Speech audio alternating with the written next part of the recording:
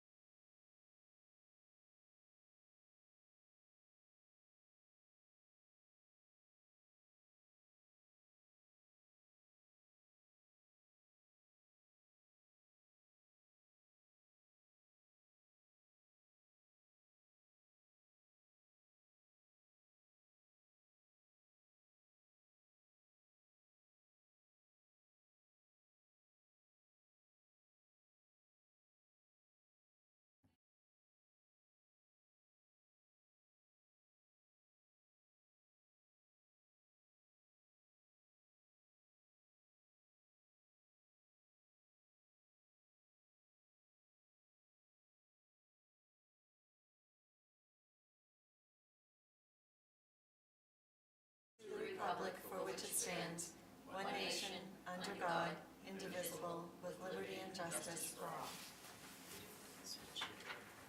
It's been on again. Now I can feel the heat. Yeah, it's starting to get better. It says you're Paul Raymond. Huh? And, Oh, sorry, Carol's on the other side. just like, We're trying to confuse the people at home. And that one's mine. Good catch. Thank you, Martha. Oh, Unless you want to be Paul. not particularly. Huh? No, she can't age that quickly. All righty, Welcome. this is to the master plan. Is there a handout or Just the slides. slides? Okay. Um, And we're on TV, good? We're on TV. And I want to say for TV, I don't know if any of you have watched meetings since they put the new cameras in, but the sound and the visuals are superior Really? to anything we had before. So they've done something about the sound without giving us longer microphones to get over our books, but It appears that the new Yeah, equipment is picking up a lot more, and we look a lot better. they look alike. well, that helps. Well, they're bright, you can hear. Well, it's, Clearer. So my understanding, the cameras are HD, high definition. I wanted to just mention that Congratulate our, watching meetings is a little bit easier, so. we Well, make folks it at home are happy about that, I hope. More viewers. But the microphones also pick up, like, if you have inside conversations, so be careful with side Do they? conversations. Are you looking at me when you said that? No, I'm just I in do have general, handouts, because, I forgot. She's preaching to the people who aren't here. yes, I know, but generally, just as Carol. an FYI, I do have handouts. because I noticed it when I watched Selectmen's meeting. They didn't think, you know. Well, they have a stage whisperer, apparently. So with every element, we're only gonna scratch the surface in the time that I have to go through this. But there was. So this is services and facilities. Services and facilities, Okay. which deals with all of the things the town really provides and does. So it's the administration, schools, snow plowing, trash, water, stormwater, as well as all the facilities that we house all of those activities. Is in. BCAT a service and Administration. facility, or that's a separate entity? I Ed, I think It's I a would separate, say it's a it's- separate, it's incorporated separately, I believe. They can be under the umbrella if they want. Yeah. but They're an important entity in town that They makes are. all the wheels continue to turn, so. So public services and municipal facilities are one of the primary areas of interaction between residents, businesses, and the municipality.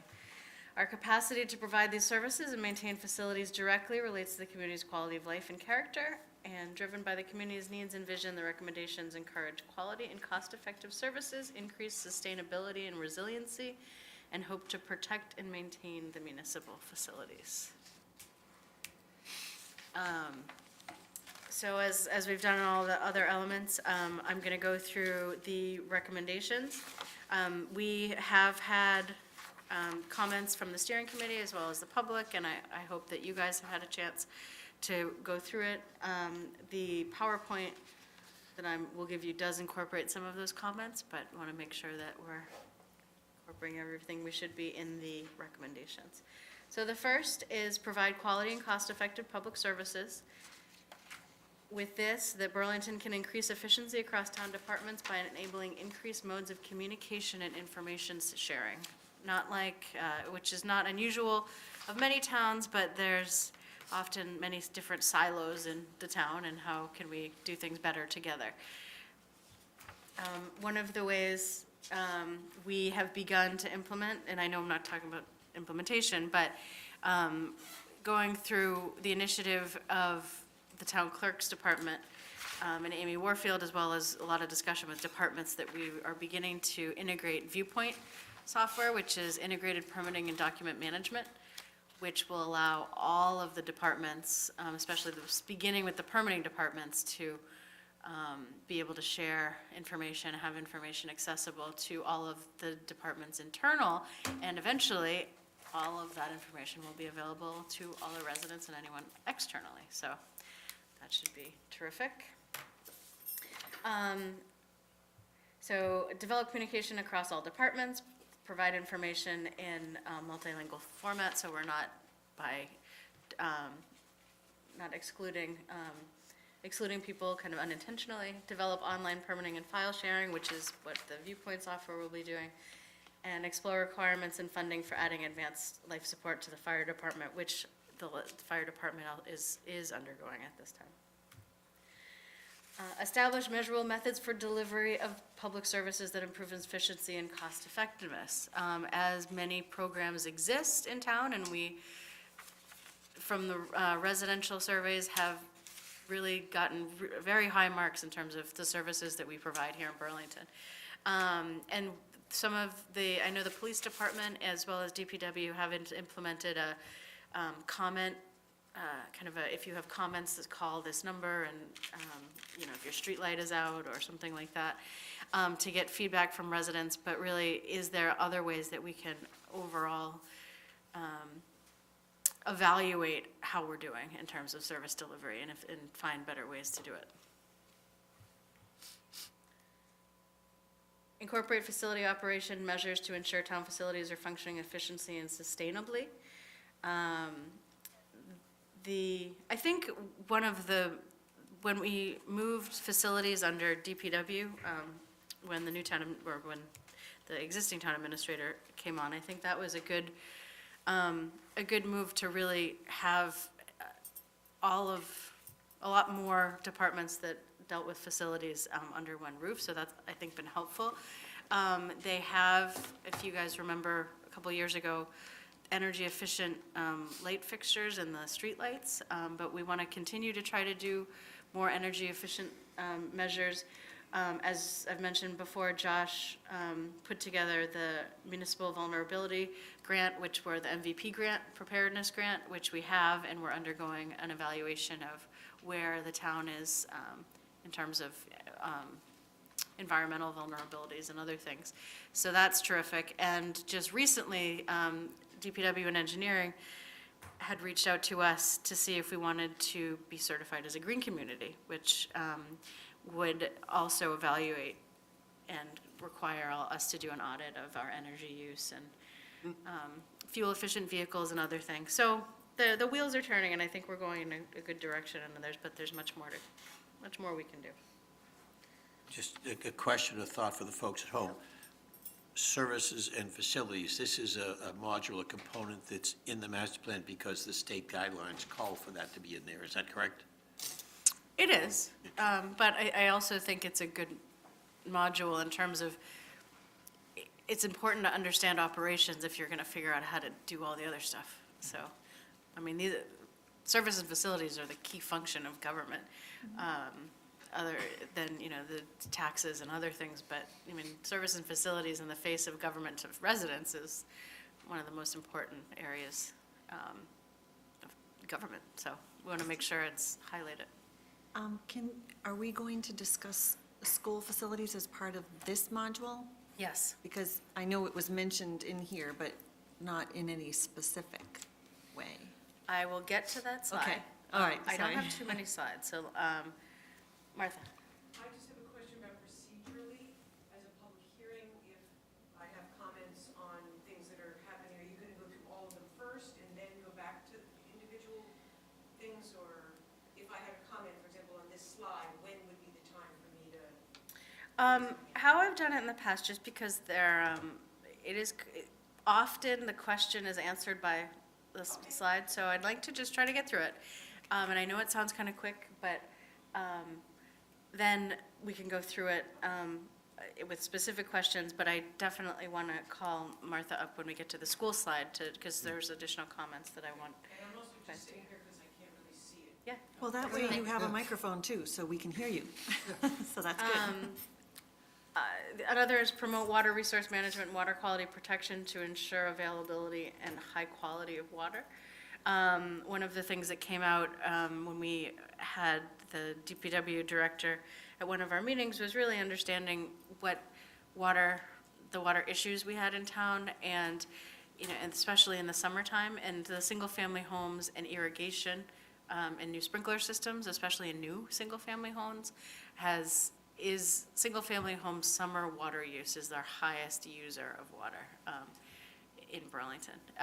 Some who say, oh, all this industry using all this water. They're not using as much water as residents, and especially irrigation. So that's something that we would really want to try to tackle. I remember more than 20 years ago, we started requiring office buildings and what have you, putting all sorts of water-saving and low-water use devices in there, and that was very effective a long Yep. time ago. And we should be Showing doing food more of stuff. that active education for everyone.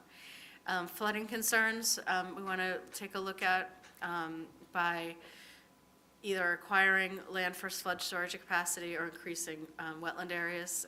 There was a lot of Burlington built in the 50s and 60s where people kind of just filled in some areas of town, and then they say, why is my backyard flooding? Well, anyway, to try to remedy some of those issues that do exist here in town.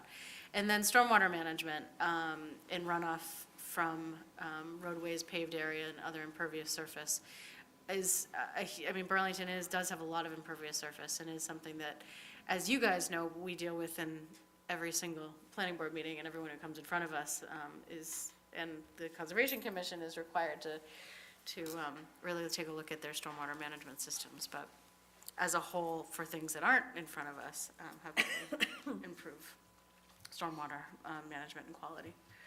I'm not going to read everything on this side, but this is really maximizing water conservation through town between, as what I just mentioned, with residents, and as you guys mentioned, low flow devices, educating residents, educating the business community, installing, limit installation of in-ground irrigations, or put some sort of timers or flow devices on irrigation, so, you know, they're not on when it's raining.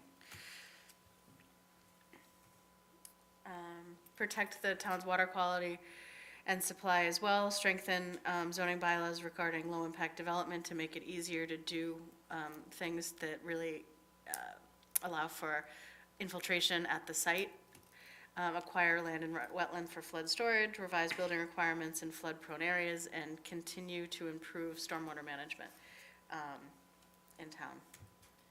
And then the last two things with water quality is The educate. last one said a stormwater utility. What is a stormwater utility? A stormwater utility is, some towns have implemented it, where for the amount of impervious surface you have, that you kind of pay into a utility. There's a good couple different ways that you can do it.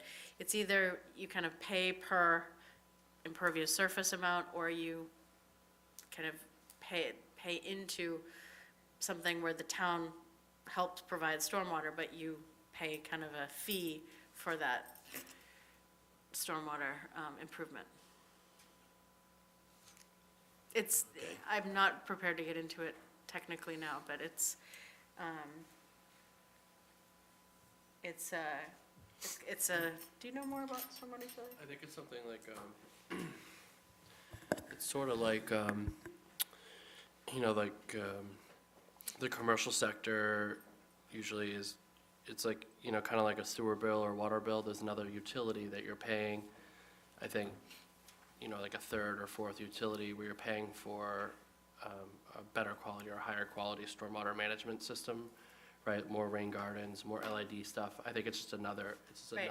it's But just like you're paying for sewer, you're paying Right. for sewer to go into a pipe. If Right. stormwater is flowing off your site and going into municipal systems, Okay, you're paying so you meter for- that somehow. You meter it somehow, and the way it's been metered is what I was getting at in terms of, you either meter it through, you know, acreage of, if it's not infiltrating on your property, it's going somewhere else. Right. So where, you know, what is the amount of impervious surface, and then we have to deal with it, so that's So kind of the utility. The person who's shedding the water pays to shed it, and that money is used to help Right, exactly. relieve the person Right. who's getting it unwanted. Getting flooded, yeah. Yes, and Okay. that would go, so if we then made improvements, we'd pay for those improvements downstream.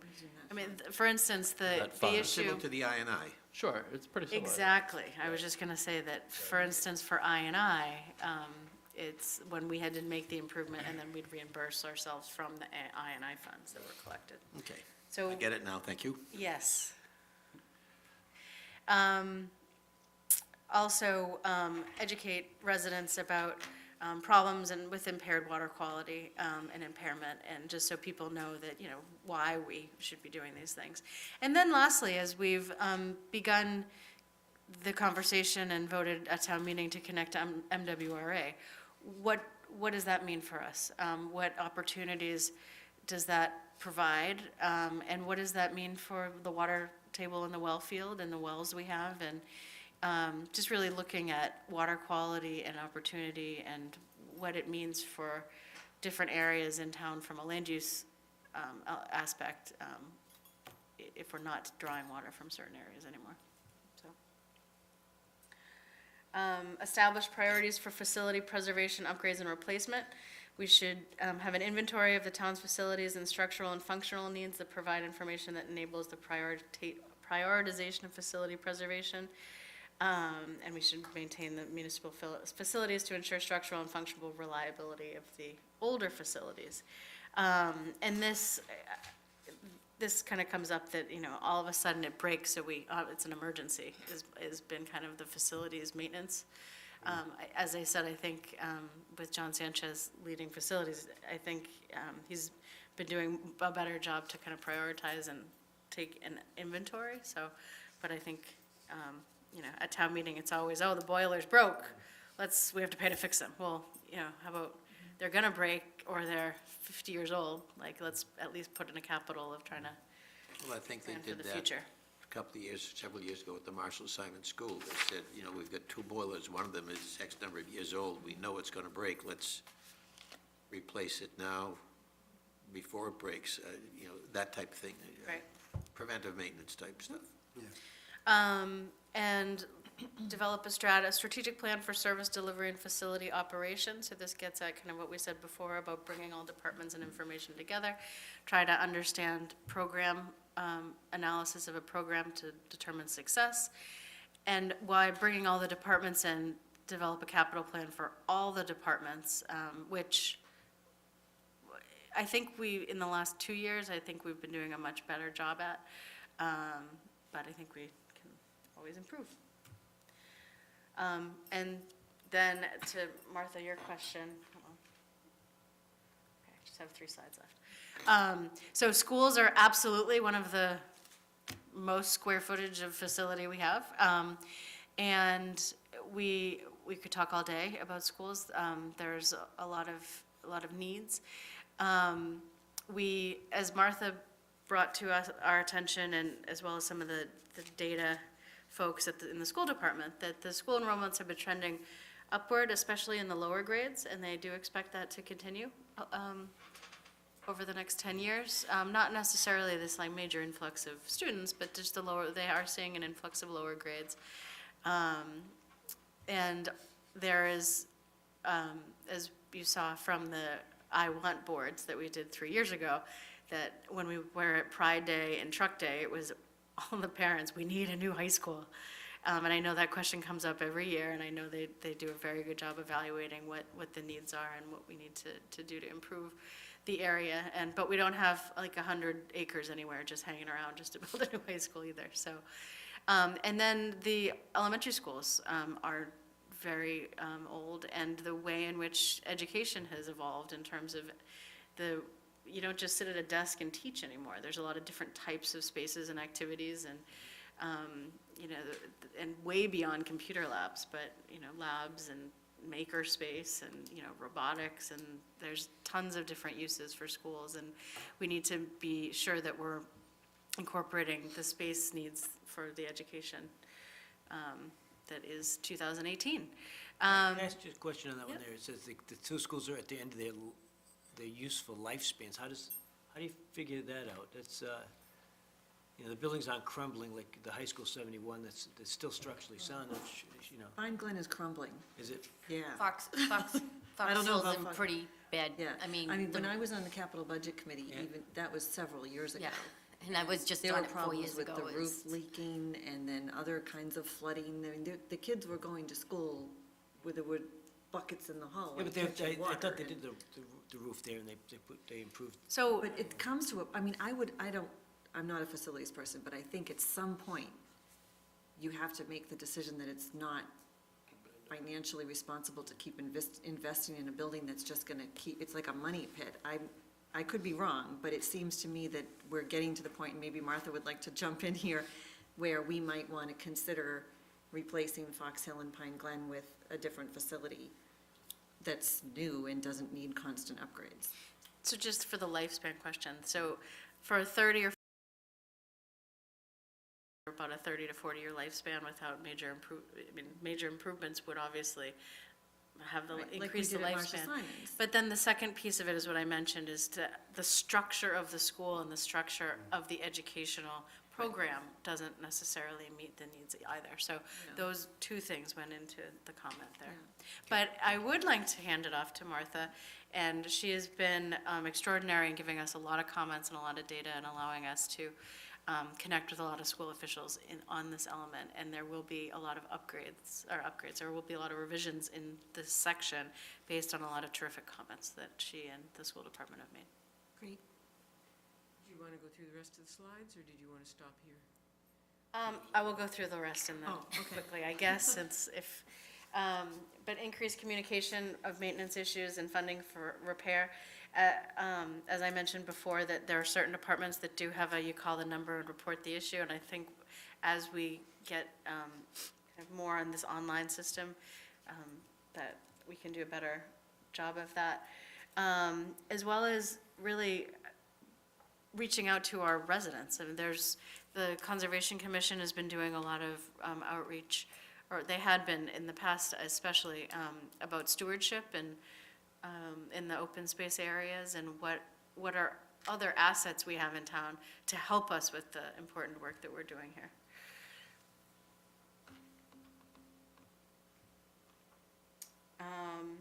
Planning for resiliency. So I spoke about the municipal vulnerability program, and actually I'm going to let Josh speak a little bit about disaster preparedness and vulnerability for a few sentences. Okay, yeah. Yeah, no, so we started what we call the MVP program, or MVP planning process. It's a core set of town staff that are kind of the core group. But we've had a couple meetings with a consultant. We're just kind of in the preliminary stages of it, but we're talking about, how in the near future and long-term future, the effects of climate change and what the impact will be on the town in terms of rainfall and an increase in storms and the intensity of storms over the next future decades.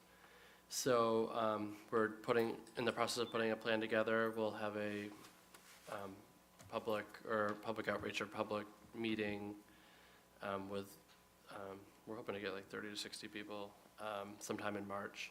But once that plan is put together, we will be designated by the state as an MVP community, and we can apply for up to $400,000 in grants for items that we put into the plan, such as, if we want to replace culverts or any just projects in town that have to do with flooding or anything that we deem, would be, for adaptive reasons with climate change. So that's ongoing. It should probably conclude sometime in like May or June of 2019, but that's what is the plan right now. Mm-hmm. Have we identified that the major risk that Burlington has is flooding? I think not being an interior community, not being on the coast.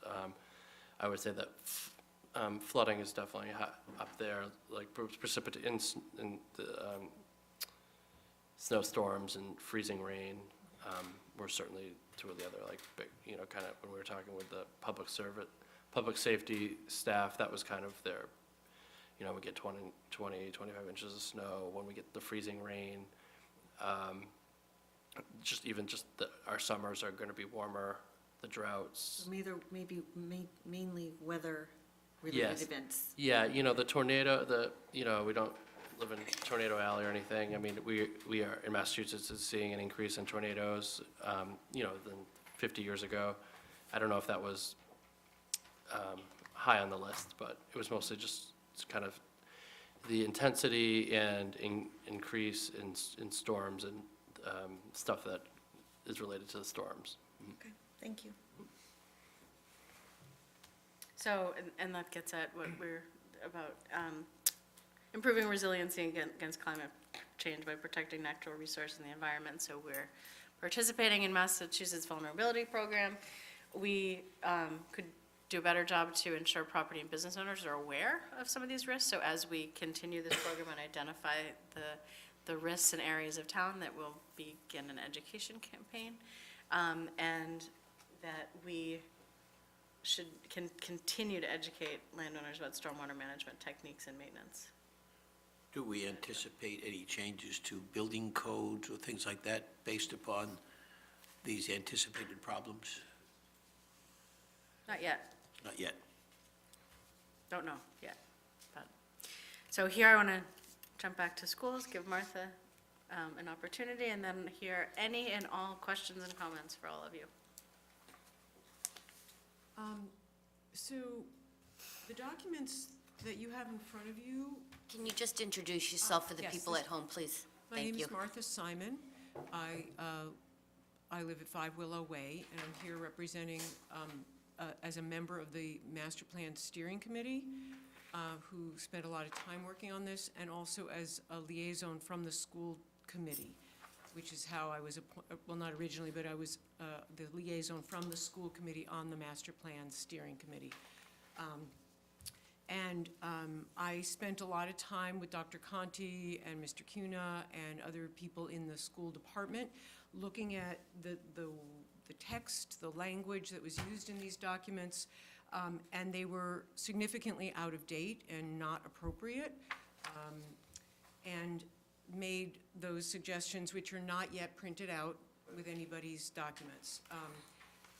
The things that I remember being the most important to me are the three things that Kristen has put up here in this slide, that the previous document says that our enrollment is decreasing, and I believe that in the last 10 years that was true, but we had recently a master plan done for the school department by NESDEC, and it did show that they are projecting about a 10% growth over the next 10 years. So it's not a huge jump, but there are individual grades where there was a jump of 50 or 60 kids in one grade in the last 2 years. So it's unpredictable, although the prediction is to increase slowly. It's right now at the elementary level, and not clear how that will impact as it goes forward. But that's a real important piece of establishing sort of where are we and where are we going and how are we going to address that in a master plan kind of approach. The next thing is that the high school, which as was mentioned earlier, was built in 1971, does have good bones, is what the words I get told. It's been checked out and by engineers and such, and it does not need to be torn down. However, the heating system that is used, some of you may know this, but for people who don't, the heating system at Burlington High School was original.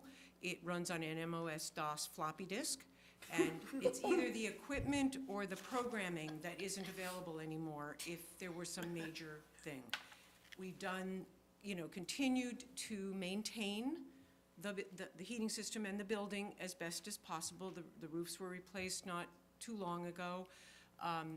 The boilers were retubed, whatever that means. So trying to make things last. But the heating system goes through the entire building, and we can't just buy new boilers. We have to redo all the ceilings. We have to redo all the ductwork. We have to redo everything in the building.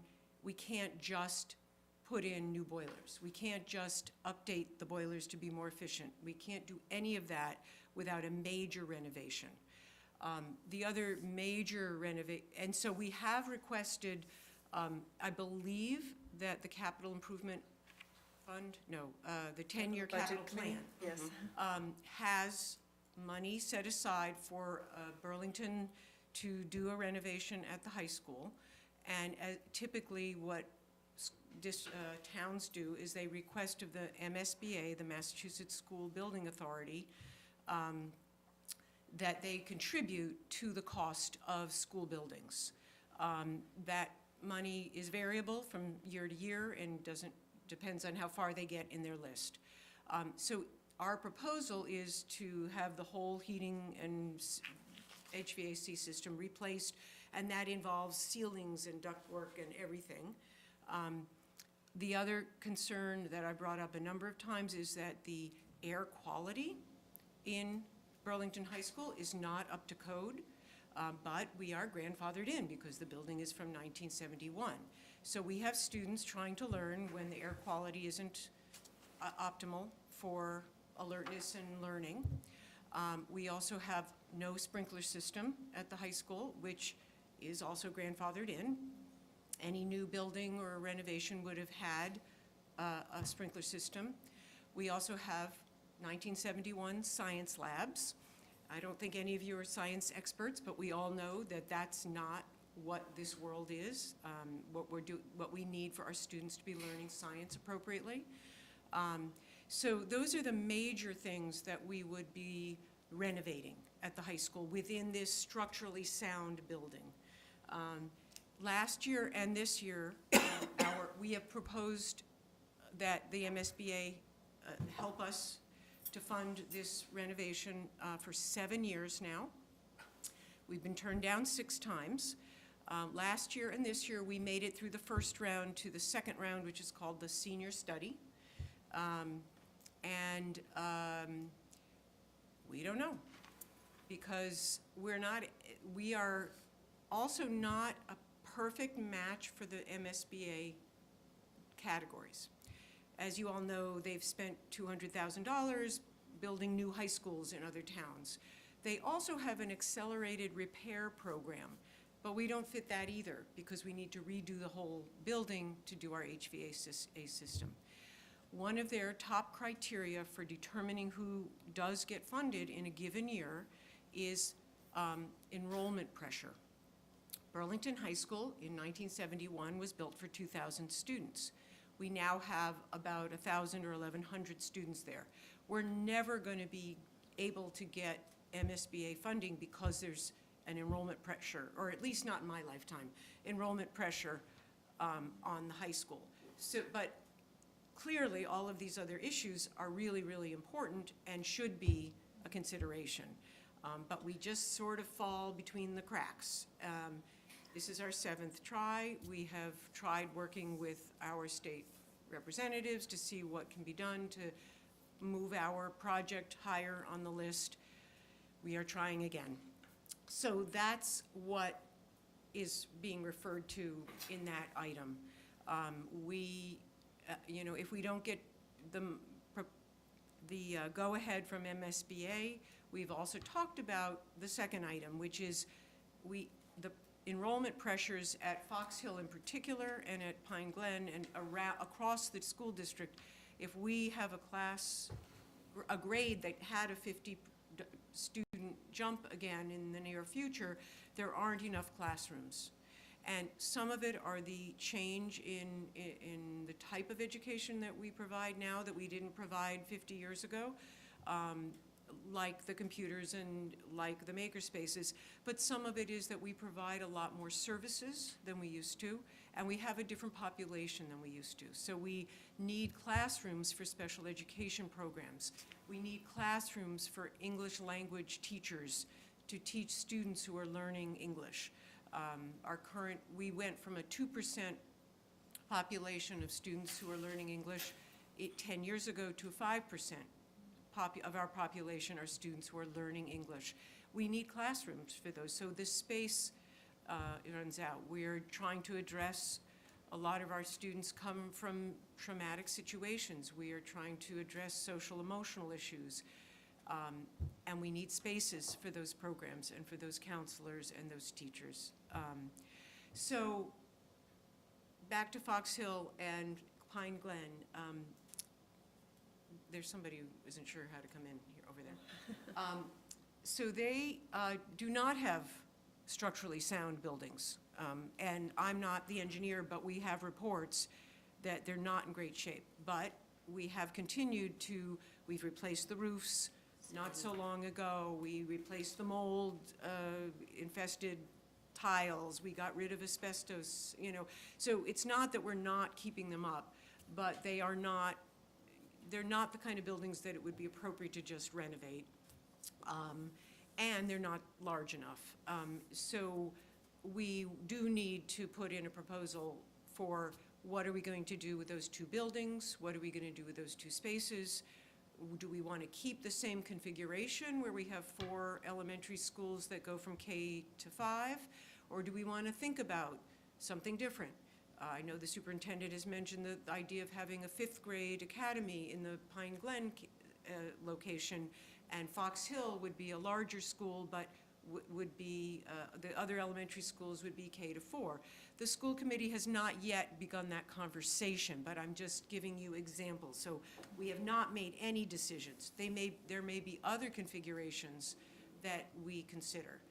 Nonetheless, we need to also look at new facilities for the students who attend Pine Glen and Fox Hill, and for the enrollment pressures in the district overall. So these 3 areas are the 3 main areas regarding facilities. There's actually new graphs and charts that I don't know if these are the ones that you've received tonight, or if they're, but I gave them to Kristen and Josh, and we've updated. This says that the schools were built in the late 20th century, but they weren't.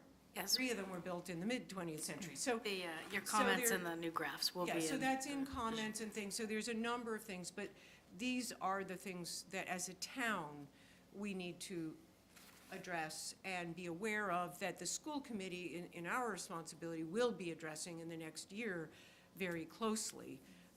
But those are the concerns for the services that we're providing in the schools and for the facilities that we have in the schools. So I'll stop and see. May I ask? Go ahead. I have a comment and some questions. First of all, I just wanted to correct myself, because what I said earlier when I was speaking to Bill, I don't want to be misconstrued. I actually think the school department has done a very good job of making these buildings last as long as they have, and it has been a struggle, and I think they've made significant investments. It's just, I think, getting to the point where it may not make financial sense to continue investing in those buildings. So I don't know if I made myself clear, so I'd like to clear that up. I wanted to ask, does the school department and school committee think that we have a better chance of getting funding from the MSBA for Pine Glen and Fox Hill work than we did for the high school? Do we fit into one of those categories with those schools? It would fit in more, and we've had that conversation starter. We've started that conversation, but we haven't made decisions, and we're kind of waiting. I believe that we will hear from the MSBA in January about our 7th submission. And at that point, we will definitely need to make a decision about what we would submit as our first priority for the following For year. next year. Towns are allowed to submit more than one proposal, but you can only make one. I'm not sure why they do that, because they only consider one. You're the one that you say is your top priority. That's the way it Okay. works. I don't know. Is it am I correct in understanding that if we were lucky enough that we were to be granted funding for the high school, that would mean we'd have to put off the elementary school work, that we couldn't do both at the same time? We could then apply the next year for the Okay. elementary schools. So it We would not wouldn't- be guaranteed to get it, but we are not prevented from applying. We can apply the next year. Okay. I believe that the memorial school and the renovation at the middle school may have, Overlapped a bit, or been close anyway? they were very close, so I mean, it's not, depending they on, were. there was some construction efficiencies that I think went into that decision, but I do know that if we are accepted for the high school renovation this year, we can apply next year for the elementary schools. Doesn't mean we would get accepted that year, but. Okay, thank you. On the high school heating system, is that hot air or hot water, or But it's hot air? Yeah. So that because it's, That at the same time, you can deal with the air quality as part of the heating system upgrade, I would imagine. Yes. There's another aspect to the high school that,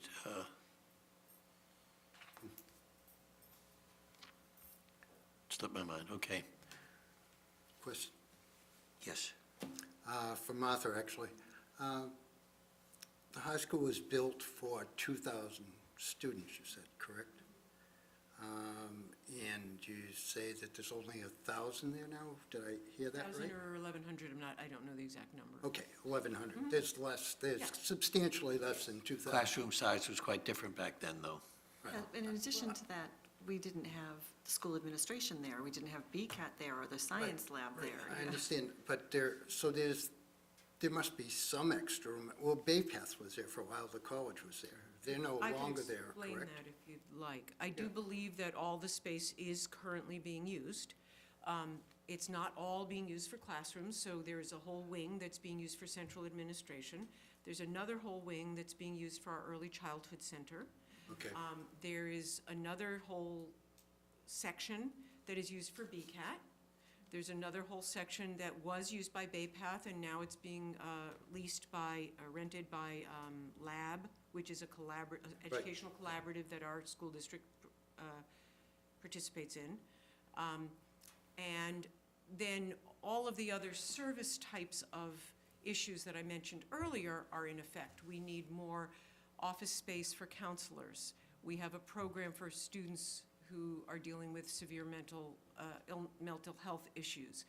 We have classrooms that are for students who are learning English as an additional language. We have classrooms for special education programs. We also have to, as a member of the Lab Collaborative, we provide space for programs that accept our students and students from the other collaborative districts. For example, most of you know in our elementary schools at Francis Wyman, there are, I believe, 2 lab programs. At Pine Glen, there is, I won't speak, but at 2 or 3 of our school districts, Fox Hill has at least 1 lab program, and we have to, as a lab member, have to provide space. So we have a high school program at the high school that uses at least 2 classrooms. So again, we're using more classrooms than we used to for the building. It's not all, High school. math, science, English, and history, that kind of thing. Okay. So does that answer your question about Yeah, how I thought it the was- space is full, but I- it's not a question of the enrollment going up. okay. That was, when you said built for 2,000, housing about 1,100 now, that's obviously an obvious question. What are you doing with them now? Well, I'm glad you asked it because, Right, it's important Everybody's to understand that. edification, right. Right, but the point, I think that comes out of it as well, is that over the last 20 years, space per child in schools has Sure. gone way up in I terms of see. all the different types of disciplines that, And the that are bubble, which offered. is now in the elementary level, Gonna be is moving up. heading towards the high school, so Kids at have a some way point in of time. growing. Yes, they get older every year. Nothing we could do about that, is there? We've tried. Yeah. No. So Bill?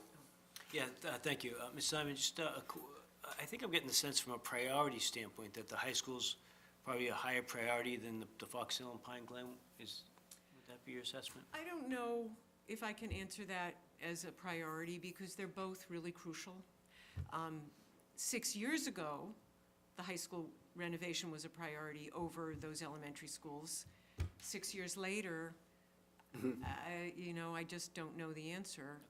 We may need to find other alternative funding sources if the state won't help fund us this. Because even with the state agreeing to accept our submission and help fund it, it's still, the town would still pay at least 50% of it, and we don't know the numbers right now. So the town has made a commitment in their capital plan for that, and, I don't know where else the alternative funding would come from, but I just can't even say which is more for priority. I get those are I don't have too many of those decisions in Burlington as a school Sophie's committee choice. member, Yeah. but I do get pit in my stomach when I think about how do we decide what the priority is for these two projects. Thank you, Mr. Chairman. Are there similar air quality issues at Fox Hill and Pine Glen that there are at the high school? I mean, they're all older buildings, would be grandfathered in the same way, but I don't know the answer to that. I'd have to look into it. When you say air quality, I mean, there's not enough changes of fresh air, or, I believe that's it. so it's not something oozing out of the structure of the building, or, I didn't mean to imply that there were toxins passing. Right. There are not toxins passing through. In fact, last year, when there was that crisis in the water supply in Flint, we had all of the water supplies in the Burlington schools checked. And they were all, there were a few that were a little above where they should have been. We replaced those faucets, we replaced, we filtered the water where it needed to be filtered. So, yes, if there were toxins or things that should not be in the air, but I believe it's more about fresh air requirements based on current law. So I'm glad you yeah. asked that And the question. I heating didn't mean to systems in imply. 1971 were designed Right. a lot differently than they are now Yeah. for heat exchanges for fresh quality. Back when Bill and I were in school, we didn't need oxygen. A lot of smoking in the boys' room, I think. And the windows don't open either, right? The high school, none of the windows Actually, open. there's a few, Some do. few Do they? classrooms with open, Yeah. windows that open, but some that have no windows. Varies. Some interior, Yeah. some interior rooms, yeah. Yeah. one of the things I did want to bring up, and it doesn't necessarily have to do with facilities, but kind of does. And I know, Martha, you've been emailing us about it, about Safe Routes to School, which is a state program, but when we did a safety audit up at Fox Hill as an exercise with TEC, who is the consultant for transportation. And as we talk about facilities and we talk about the walls in and the walls out, one of the conversations that I think has been challenging, and I don't know if, Martha, you might feel the same way, is to really talk about from what needs to be done and not who needs to do it, and not, I mean, if you need new sidewalks and you need certain better circulation or safety improvements, and we saw a lot of kids walking us, it was, when did we, June? Was it May or June? It was, It was decent weather. yeah, and we saw a bunch of people walking to school, and there was, kind of like groups of kids with like a mom or two moms, and it was terrific. It was terrific to see. But then you got right at the corner of Fox Hill as it comes around, and it was, it just, there's some minor really important safety improvements that we could do to make those areas safer, some notification, some texture changes, from the roadway into the school. But I think the conversation has been difficult over the last couple of years, or at least in the 17 years I've been here, it's been difficult of, and even with recreation, of who mows, we mow 10 feet outside of the school wall, but then somebody else does the other. And, who fixes a sidewalk, and who puts some texturized signage on Fox Hill for the schools.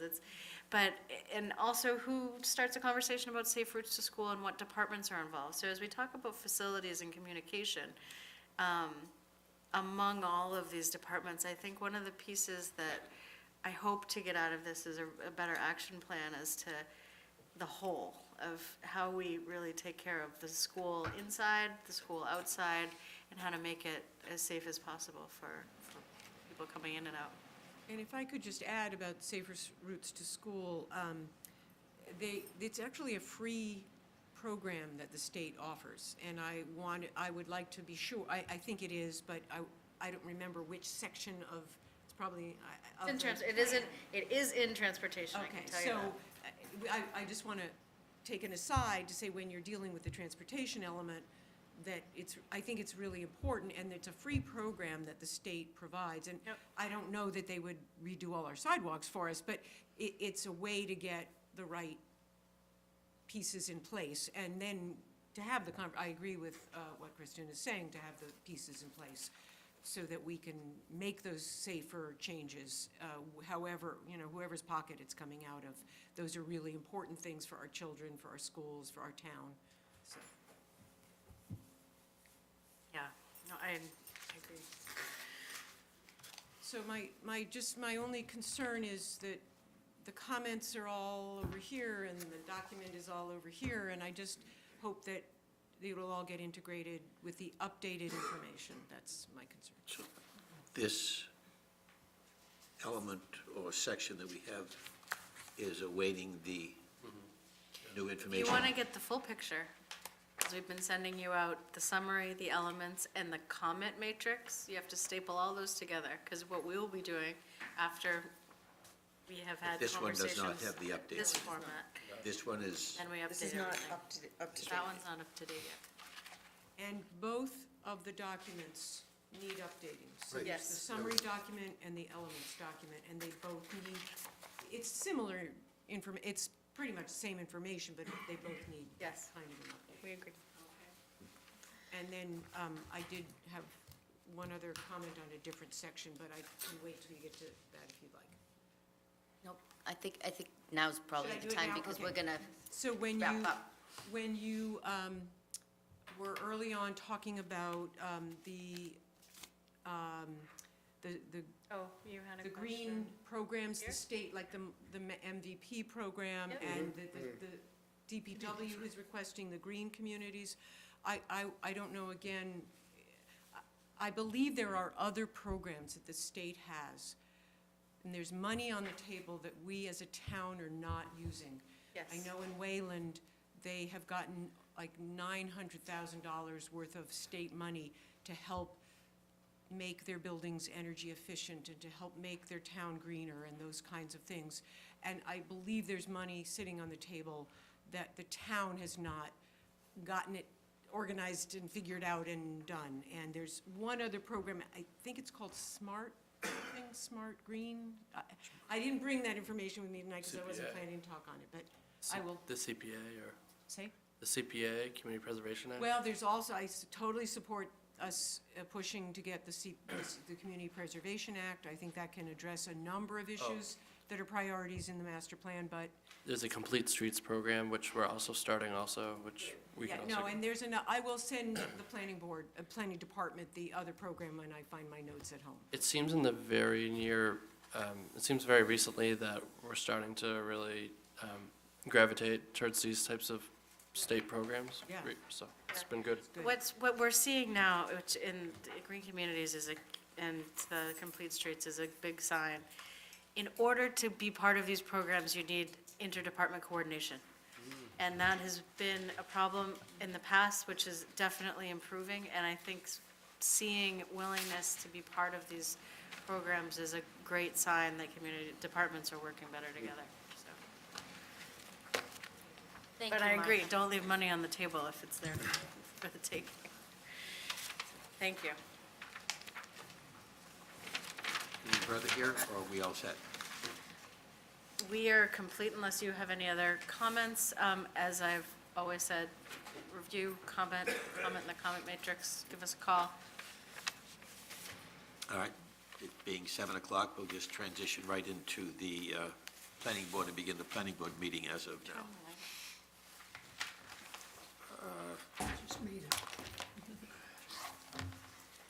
So the first item on our agenda at this point is citizens' time. Is there anyone here that's on a matter that's not on our agenda or an upcoming agenda?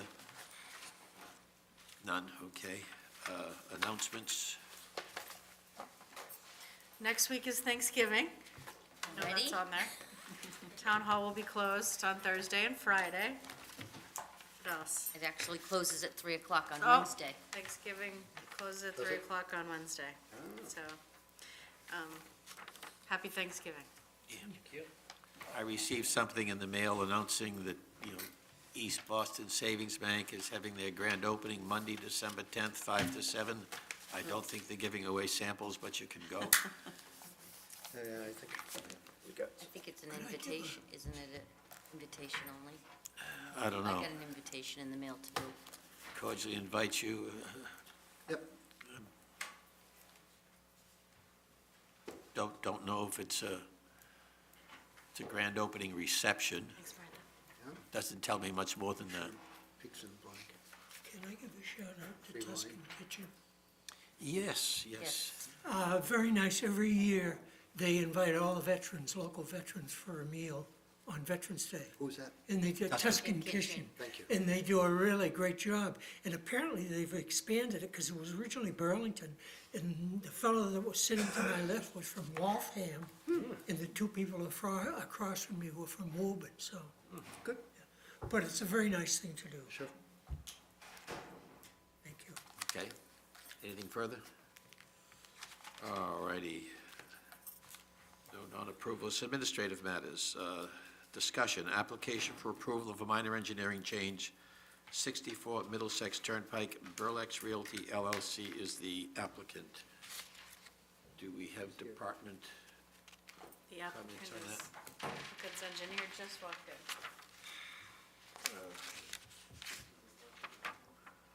Yeah, I just turned it off. I bet you it's snowing. How are you? Is it snowing? No, just kidding. No, it isn't yet. Did I miss anything? No. I don't think so.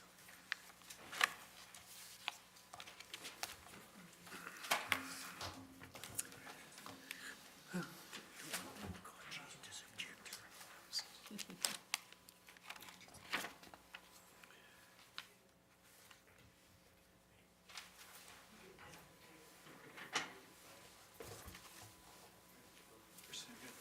originals here, so 2 cover letters and then I got 10 cents of, Are these, did you already hand them out to the?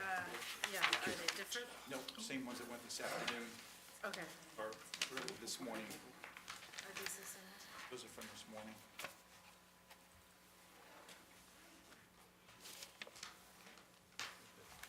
One or two. Yeah, Yeah, they're right here. it's dated, it's actually dated November Here, 14th. I can sign it. They're the same. Are they significantly different from the November 12th one, November 13th? Yeah. Okay, just hand it. You want to set this up, Kristen? Tell us what we've got here. Okay. As we, well, yeah, I mean, I'll tee it off, but I want to hear from the applicant before I comment too heavily. 64 Middlesex Turnpike, older site in town, as we find with a lot of these older sites that were Trying. built for a certain purpose and then get reused. They are looking not to do any additional construction for square footage, but try to tenant the building and make the parking work as well Orient us? as it can. It is the building that there was, Mr. Tux was there, the veterinarian is in the top and the Okay. back, it's next to the Yes. moving company that Right. they just painted their building like a giant sign. So it has that, the driveway that goes up and it has the little Yeah. animals on It- the It's fence. pretty much Yeah. built kind of into the hill there, so. Okay. So with that, I'll kick it off to the applicant, and then we will offer some comments after Okay. Great, the thank you, applicant Kristen. presents. Good evening, Mr. Chairman, members of the Planning Board. My name's James Sekulos. I'm the civil engineer. With me is George Katsarakis, who's the manager of Burlex Realty LLC. Good evening. And welcome. also Dr. Doug Mead, who's the veterinarian for the Burlington Veterinary Hospital, which is on the upper level of this building. Burlex is proposing to bring in a new tenant on the lower level, a nail salon, and that's what's prompted this minor engineering application. There's an issue with how many parking spaces are necessary for the nail salon. That's what really this is boiling down to. In 1983, the planning board approved a site plan for this site, which is actually overlaid on sheet 1. I have a copy of the full site plan if you'd like to see it, but essentially what we've done is overlaid that 1983 approval. As a matter of fact, Josh, should I just hand it around if anyone wants to see it, the planning board's endorsement, or? You can see it on sheet 1 Yeah. or 2, the first one. I don't know. It was actually endorsed by the planning board on December 15th, 1983. And that's the last time this property's been before us? That's correct. So at that time, the planning board approved the use of the site with 23 parking spaces, which is exactly what we're, again, proposing. But the issue here is with today's standards of requiring handicap access and minimum aisle widths and the width of parking stalls. At that time, in 1983, for instance, some of the parking stalls were identified as C in compact spaces. As a matter of fact, if you look on sheet 1, you'll see in the upper portions of the lot, on the westerly side of the lot, you'll see some parking stalls labeled with C. And those parking stalls are unusable at 7 feet wide, really. And I don't understand how it gets approved when, at that time, the cars, to me, were bigger, with the old Plymouth Furies and the Chevy Impalas. But anyway, it was approved, and what we've done is Burlex has filed a building application to the building department, and we've had meetings with the building department, planning staff, and we also met with the departments this week during the DCM meeting on Tuesday. We've got feedback from the fire department, from the police department, planning department, and the building department. The biggest hang-up is that the building department is seeking 16 spaces for the nail salon. So as it stands right now, this nail salon is requiring, or is proposing, how many seats, George? 12 seats and 4 employees. Okay. 12 seats. So what we've done is, what we're trying to do is work towards what the current use is, and that's pretty much driven by Dr. Mead and his veterinary clinic. And right now, we're proposing 9 spaces that he needs. He definitely, you know, there's some fluctuation in the veterinary hospital's requirements, but for the most part, it's 9 spaces. The other issue that's come up, and then the cigar store, you can see in the upper left-hand corner of sheet 2, the parking requirements table, we're specifying 3 parking spaces for the cigar store, and then we're also calling out for 11 spaces for the new proposed nail salon use. So the total comes out to 23, which again is what the board approved in 1983. We are also addressing some of the concerns of the fire department, where they're concerned about access in the upper level, and they wanted us to provide 20 feet of aisle width, which we've done. By removing some spaces, we've also made one-way traffic on the lower portion of that site. Where you come in off of the Middlesex Turnpike, we don't think it's a good idea to have two-way traffic on that lower end. It's hard enough having two-way traffic on that upper portion. The other thing is, the other issue that's come up is that the building department, Andy Ungerson, the assistant building commissioner, has expressed some concern about is the 3 parking spaces on the abutting property owned by Boston Edison, which is off to the north. It actually extends, the veterinary hospital is using those 3 spaces and has been using them for quite some time with the authorization and acknowledgement of Boston Edison. And it's a very practical use, quite honestly, and it benefits both parties. But Andy's position is that it shouldn't be factored in, but the reality is they're being used. The 3 spaces are being used. So we've actually included those 3 spaces in our 23 total. And again, it makes the site work better, far better than the 1983 plan. And it just seems like it's better accommodating for today's vehicles and movement that's going on out there. Anything else, Rich? No, I think you covered it. I mean, if you haven't been to the site, my name's George Katsarakis. Good evening, everybody. It's a challenging site. The lower level used to be much larger, but there was a taking and widening of Middlesex Turnpike at some point and kind of really minimized the parking area. So it's been a challenge, but we've had, prior to this for at least 20 years. Mr. Tux was a tenant there, and they would have whole wedding parties come in and fix up tuxedos and everything. So it does work, even with its challenges. The way the site is really used is it's pretty much one way in the front. And on the upper level, and Doug, you can correct me if I'm misspeaking, Doug's been an owner there longer than me. The way this building works is the first floor is one condo, and I own that condo, and Doug owns the upstairs, and that's the other condo. So you got the entire condo association here. Normally, when people are going up to the upper level, they come in from Middlesex Turnpike on this northerly side, and then they exit by going behind that blue building with the moving trucks, and they go behind and they exit out that way. And usually, I would say maybe 10 months of the year, that's how we use it, is one way up there. But in the dead of winter, that neighbor doesn't plow at all, and we would plow it, except that the topography coming down on the other side is so steep that if you don't really carefully manage that slope, you can, and I think Doug has, you slide right into Middlesex Turnpike. So in the wintertime, it ends up being two-way for a couple of months, and then I would say most of the rest of the year, it's one-way. Would you say that's true? Yeah. Yeah. So that, Depends on whether there's snow that needs the plowing. right. Because no one's plowed that since it was bought by the moving company. Nor have someone been in the building, other than raccoons. It's empty? Yes. Oh, yeah, Yeah. ever since the print shop went down. At least 12 years. Only thing living in there has 4 legs. They don't see you, Doug. They're not customers. Not patients. Get it up there. All right, anything further? Have to be plowed. Like,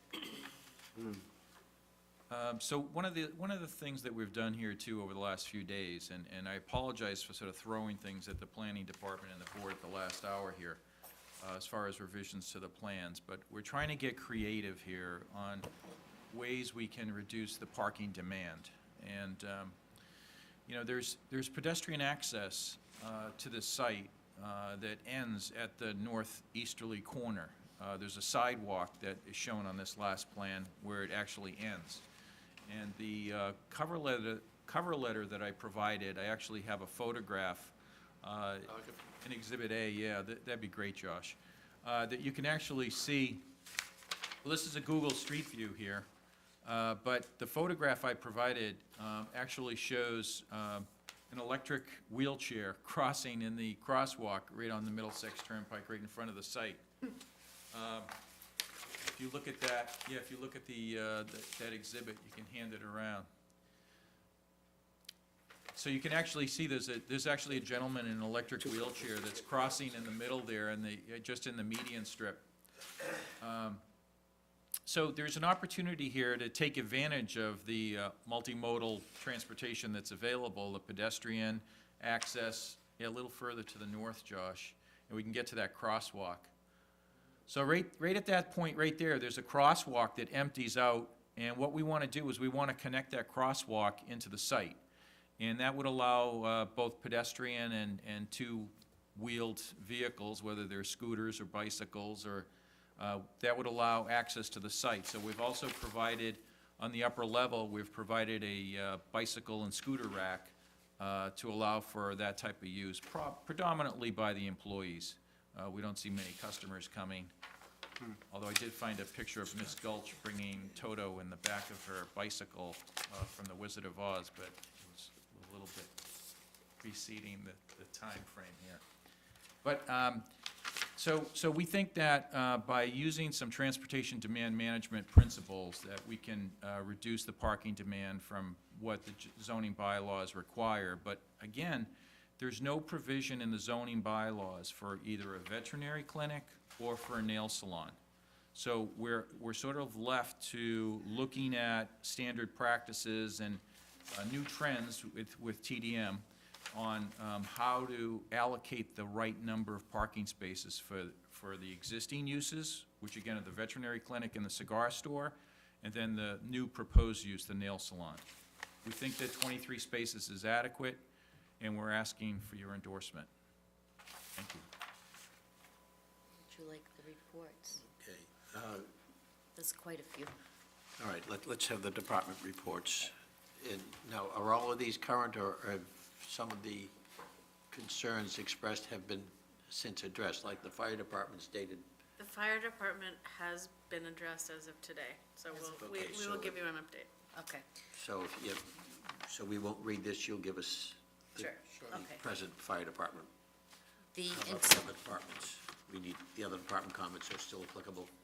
Yes, but I will just highlight that the building department and their numbers are looking at occupancy rates under the building code, not zoning compliance, which is also an important piece of the discussion, but in just terms of the numbers, I just wanted to Okay. talk through that. okay.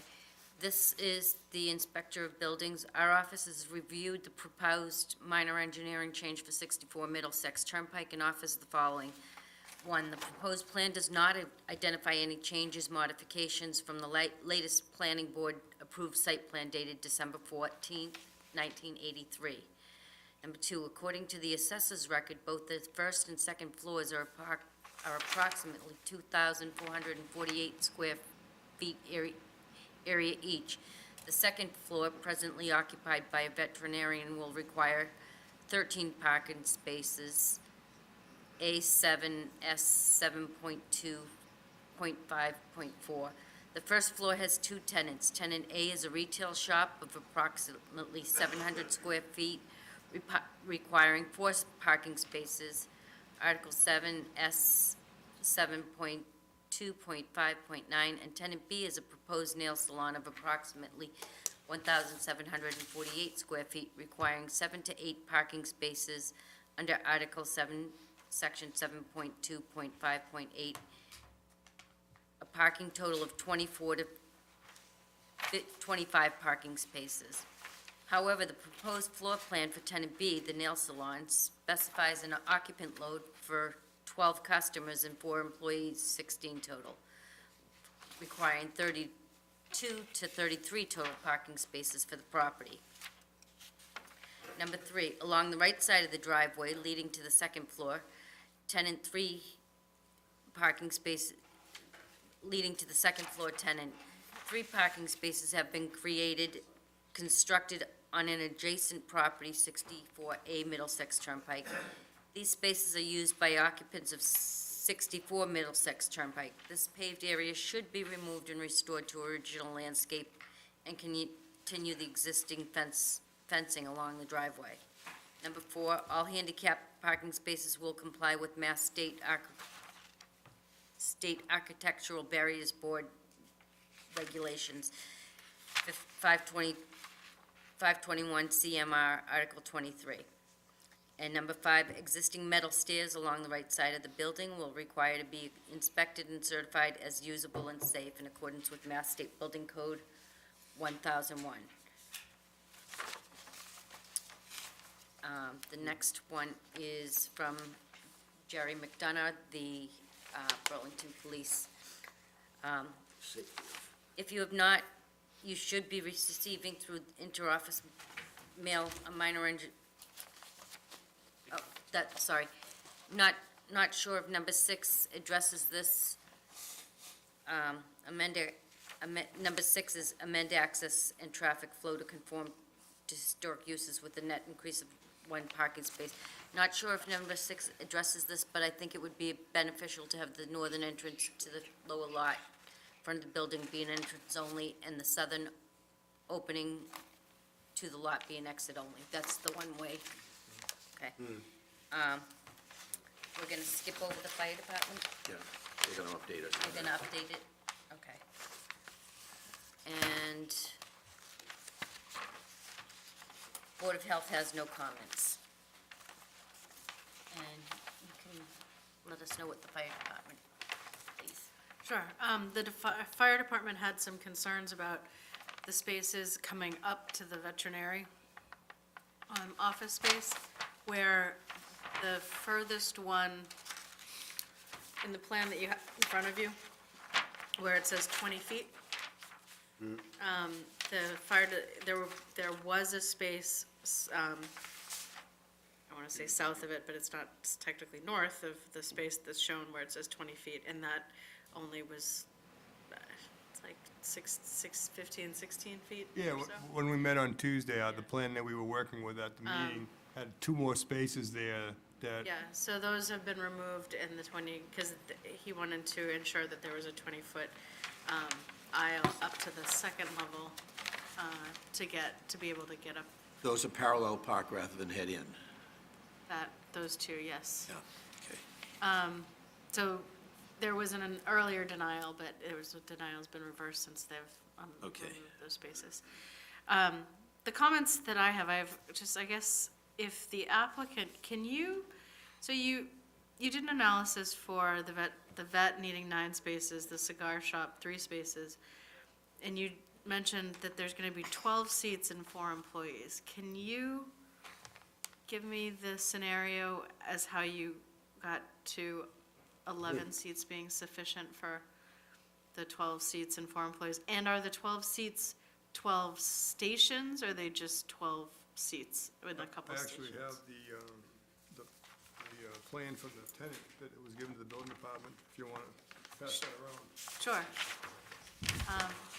I guess I asked because, that you have had the vet there, you've had the smoke shop retail, and the kind of question mark here is the salon in terms of intensity. And I know other areas of town, the salon, especially nail salons, can get busy, and it's kind of a one-on, one employee, one patron, and just kind of, if that made sense to, Well, when I chatted with the applicant, really the tenant has submitted the plan with her construction person, and she's telling me that there'll be no less than 3 employees, probably mostly 4 employees.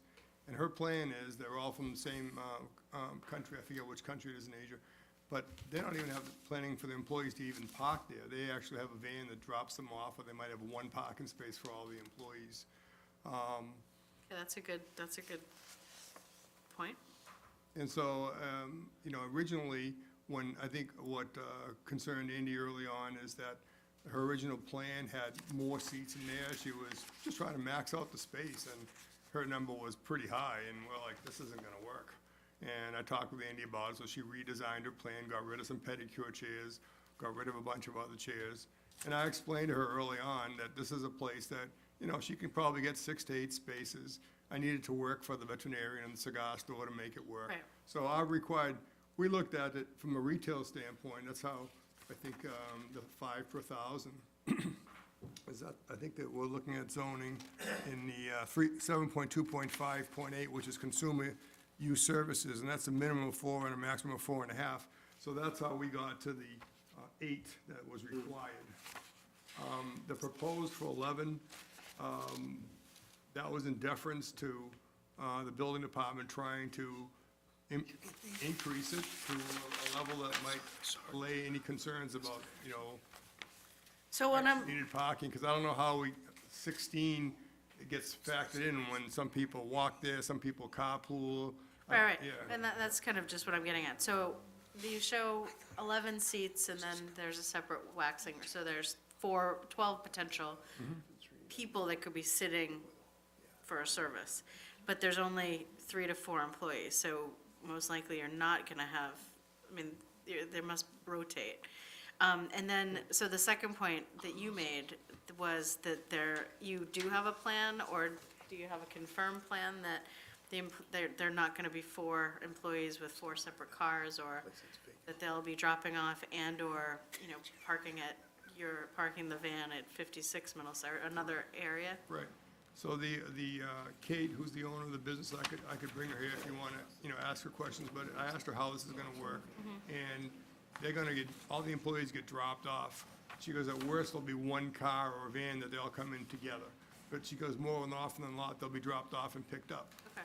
So, I'm only going by her representation, and I went over it carefully with her, because I said to her, look, we have to make this site work. There's not 500 spaces here, so, she actually, I went over it with her and her husband, and that was it, that's their plan. Okay. And since you have the gentleman from the veterinary, so you mentioned 9 spaces for the veterinarian. Are you consistently using 9 spaces, or what is your average intensity of parking? Want to use the mic too? Probably 8, Probably 8, okay. 3 to 4, depending on the day. Some days we have more full staffing, so 3 to 4. Maximum of 5, maximum of 5 cars at any one time for my staff. Okay. And there are moments like surgery mornings when there might be 3 or 4 people coming in to drop off animals at once, but they're staying for less than a half an hour. So as far as, actual, people are coming and going, so that there's maybe 3 or 4 at the most, I think, that are taking that time.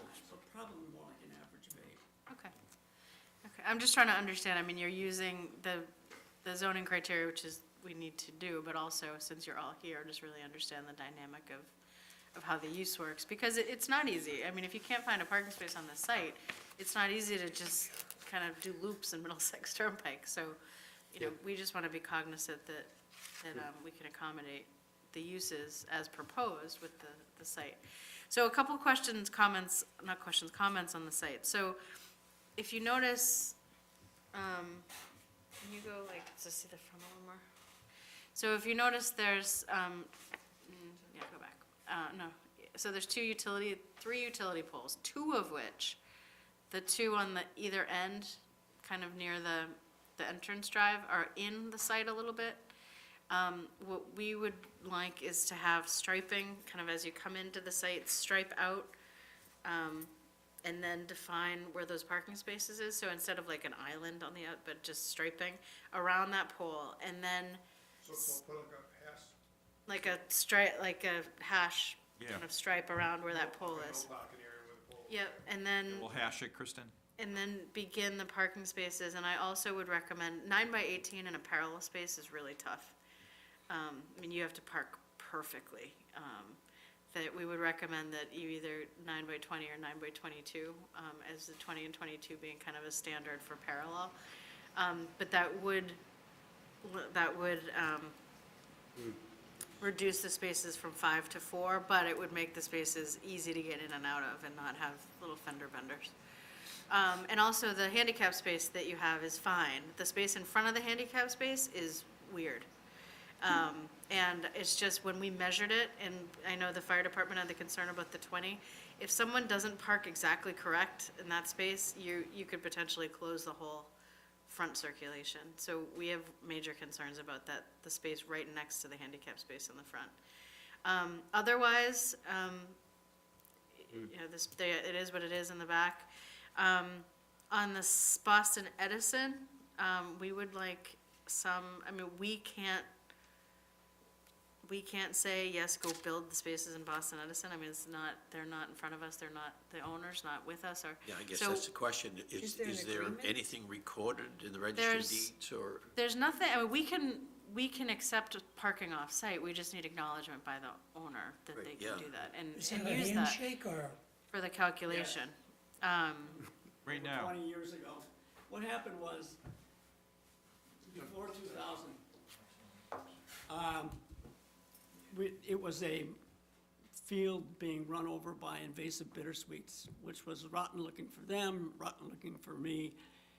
And I said, look, how about if I upkeep that property, and can I put 3 spaces up in the top section?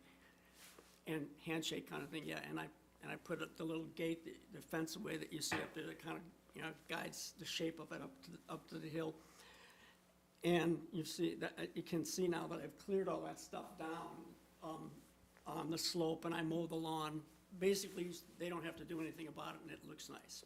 And you can see in that picture in Google Earth that 2 of the spaces are being occupied. Of the 3 that we're showing there on the Boston Edison property, there's actually 2 vehicles in those 3 spaces. Realistically, I'm not sure the person who said, okay by me, works anymore. This is before 2000. And so I've been taking care of their property all this time ever since, and then just using it as a chance to put 3 of my own cars up there to leaving, space so that we could have more room for clients up above. I'm sure if there's any concerns, they'll let you know.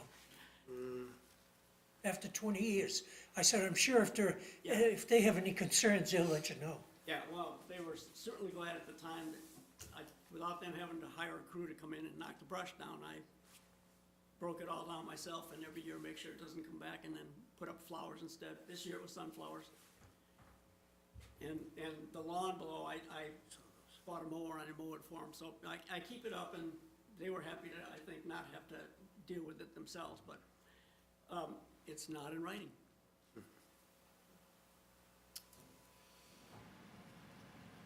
Which is the difficulty for us. We can't calculate those into the mix if they're not yours, because they could come and tell you tomorrow, go away, stop using them. It's their property. Yeah. Although one wonders after 20 years, there's a certain amount of, not complaining for 20 years. Unfortunately, adverse possession, Precedent. yeah. You have two problems with your adverse possession claim. One, it's not 21 years. Two, you were given permission to use it. Yeah. So you don't Not have that. adverse. And even if they said it's fine, that doesn't mean that they can't change their mind in a month from now. or a That's year from correct. now. So they've been there for 40 years, and we see no reason why it won't continue, but I can't promise that they won't change their mind. Well, and you guys have definitely, I mean, you guys have accepted off-site parking in the past when there's been agreements. It's, Is I there just wanted to any, highlight. since there's two property owners in the one building, is there any written agreement as to how you share the exterior property, the non-building part? How is that arranged? So the property is a condominium, and basically all the parking is common area. So there's no assigned parking, it's just, common to everybody in the building. So as the building works out, it's exactly 50/50, 50% on the first floor, 50% on the second floor. And our last comment, just on the site, or two comments. One, to make the one-way pattern with signage as well as marking on the ground. And lastly, to reach out to the neighbor who has raccoons in their building and obviously doesn't have a demand for parking right next door, if that's a possibility as well for you. So, Mr. Chairman, and I apologize if this has already been asked, but is that the possibility of getting that in writing from the electric company? Because I know they do that frequently. We have the same issue under, not Wall Street? Yeah, down, Down where I go in that area, there's, Yeah, where those- the apartments are, they actually park under the. I think those are easements. though. Easements and This- things like This that. property, I believe Edison, or back then Boston Edison actually owns. Which is even better, I mean, if they own it, they can grant you permission to use it. So I know frequently they do that. And I think on Mill Street, this same type of scenario where that guy is subdividing the land up on Mill Street where the power lines are. All right. He was getting permission to cross over and use that land in there, so I know they do it fairly frequently, so I don't know if there's a possibility of getting in that, something like that, and just permission in writing from them, then that would be, then that would be, we'd be able to rely on that if, They might, but it might not be forever. I mean, it might just be, we have permission to park. Right. Would that be enough if they Yep. don't put a time frame? well, I mean, the way I look at this site is, something's gotta go in there, right? I mean, so, I mean, I know it was a Verizon store at one point in time, and Right. Where the cigar was the Verizon store, and then Yeah. next was Mr. Tux, the tuxedo. it was a Mr. Tux and a Verizon store, and I used to go to that Verizon store, I never had an issue with parking over there, so, I mean, it's gonna be something, so, the reality is, we're gonna have to deal with it being some use. So I think we're gonna have to try to figure out how to get that done over there, I know down on Wynn Street, we had a problem with the nail salon. The neighbors began complaining because people were parking all over the place. See, that- Now, they're indicating that this one, the employees won't all be coming in their own individual car, so. That, Jack, if I may, that's my concern when I look at this, assuming the employees don't park there at all. You still have 12 seats, and then presumably the owner is going to come in a car. So you have, if they're at capacity, you're going to have you're gonna have a need for 13 spaces and you only have 11. And I'll tell you, the place where I go to get my nails done, not only is it full many times, but there are people waiting. Right. So it's not inconceivable that you would have at least 12 customers at the same time at that salon. And what the doctor needs to understand is they're gonna be parking in your spaces. If, you know, so that's gonna be an issue. I'm not here as an applicant. I understand. I'm here as So I'm concerned. collateral damage. I'm concerned about that, because nail salons tend to be very, very busy. And people do not come and go in 15 minutes. They stay 45 minutes to an hour and a half, depending on what they're having done. I might throw Yes. just one thing from my own. If you could use the microphone so the folks at home can, Sorry, I used to think I had the biggest voice around. If restriction or loss of those 3 parking spaces that I've worked so hard to arrange for a lot of years by the work I put into the power company's property, if that got lost as collateral damage to this application, it would be very disappointing to me. well, I don't know that we can take those spaces away from you. We're just saying we can't count them into the required mix. That's two different things. Things, yeah. Well, we just, I'll add my point I was making. We just, if there's not, more of a formalized agreement, we just need to note that, we, the town, aren't telling them you must park on your neighbor's property. It's just, they have the agreement, and it's just that we need to just note that we understand there's an agreement, we'd like, if there, we can get it in writing, but it's, we just need to note that it's being used. An email acknowledging that we park cars on their property and nobody has an issue with it, that's enough of a, Well, if you're asking, my point is that when we look at a site plan and what we're approving, we can approve what is in front of us by the applicant. We don't have an application for that site. So I'm not saying you need to take it away. I'm just saying, as part of the approved site plan for the site that we're our minor engineering change, we need to make a little note to say that we're approving all work on the 64 site. The other work is what it is.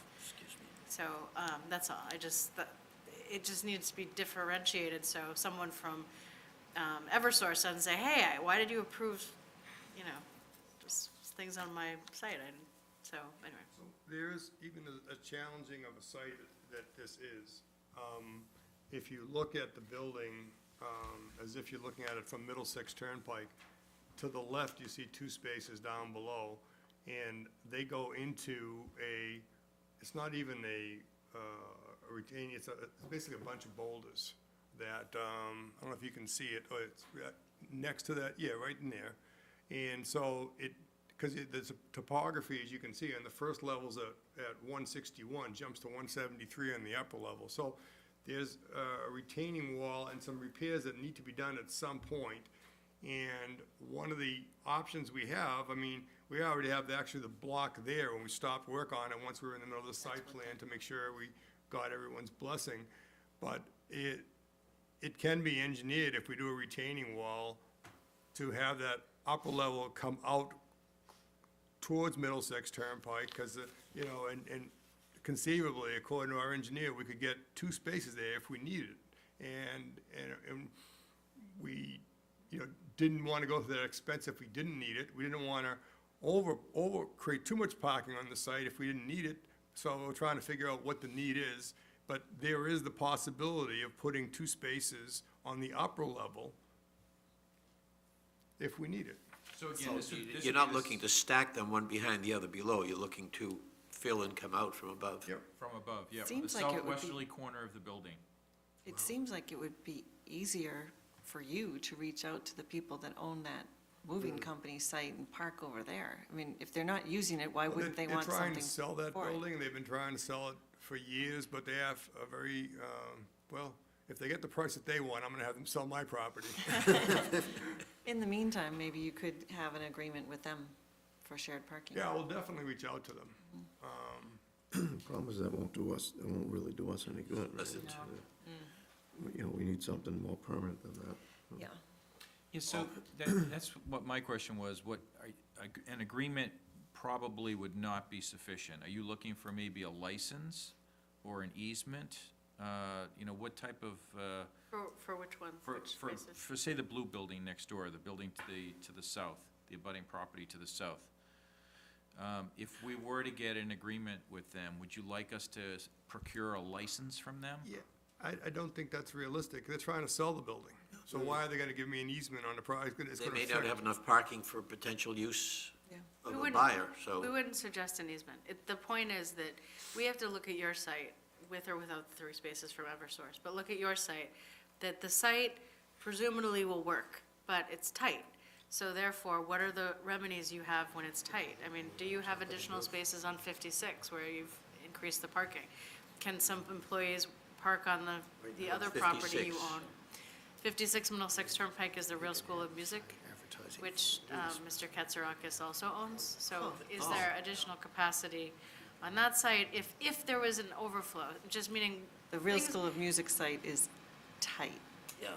Right, but I'm not sure if the times for this use and that use and, Right. It's but, tight, it's tight when they have performances at nighttime, like once a semester, they have a performance for all the parents. So we'll have, 80, Oh, 90 cars. Yeah, but I think, I spent a lot of time there. It's tight most of the time. Really? Yeah, it's very busy. They're a very successful I'm happy business. for them. Yeah, they do a great business. Yep. and we hope this site is very busy, but we know when sites get busy, this is gonna be difficult. So what are the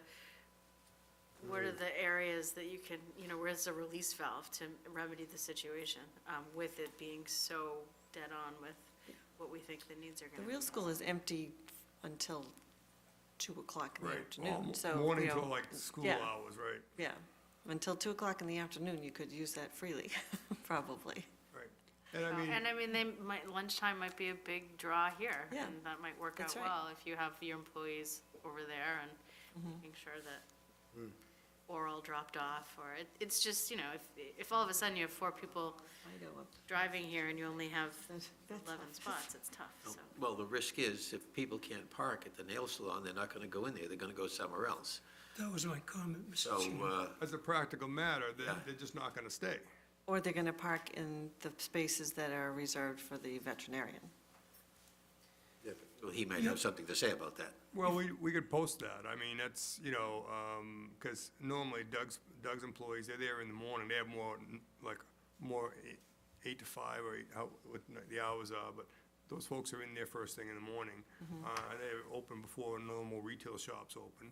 And I have no problem posting some signs that it's just for vet parking, because I wouldn't want that to impact us. No. If I thought that it would happen, I wouldn't, That would be a problem. wouldn't have the tenant. Does the veterinarian, do you have weekend hours? What kind of hours? Weekend hours, Saturdays are 8 to 1, yeah. because that's a big salon Weekdays time. vary a lot, but Saturdays 8 to 1. Because Saturday morning is gonna be a big time for the salon as well. From 9 on. Thank you, Mr. Chairman, for allowing me to speak. This is a tough crowd. I was gonna say, you're gonna have to make this work, if we approve it. So, that's, if we extend ourselves and approve this, because you're not gonna, you can't park on the Middlesex Turnpike, period, no way you can do that. It's very steep going up there. There's no chance of, that would be very, very expensive, I would, try to go further back in any way. Well, it's something that Doug and I can look at. There's a bunch of, what's the bedrock that's in the back there? Ledge. Ledge. Yeah, I mean, that, I don't think we own the property beyond the railroad tie wall that borders. I'm looking Okay, at I this was- plan, there's I was just distance inquiring. between the back of the spaces and your lot line, I believe. yeah, there is. I believe the lot line ends. So it's quite a bit parking is further back. for there. So if you want to make it work, you may have to talk with the people next door, and in the interim, before they sell it, they may allow you to park there.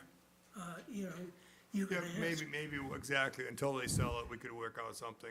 And- Yeah, even if they sell it, you might work out something.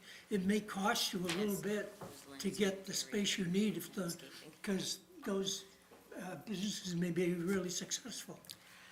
I have a Thank you. question. So from what, am I correct in understanding that there is space on the second level that you could create additional parking spaces, but it would be expensive. Is that Two. correct? This Two ledge and spaces. slope. Two, only two, but not further back. Well, unless we bring in blasting equipment.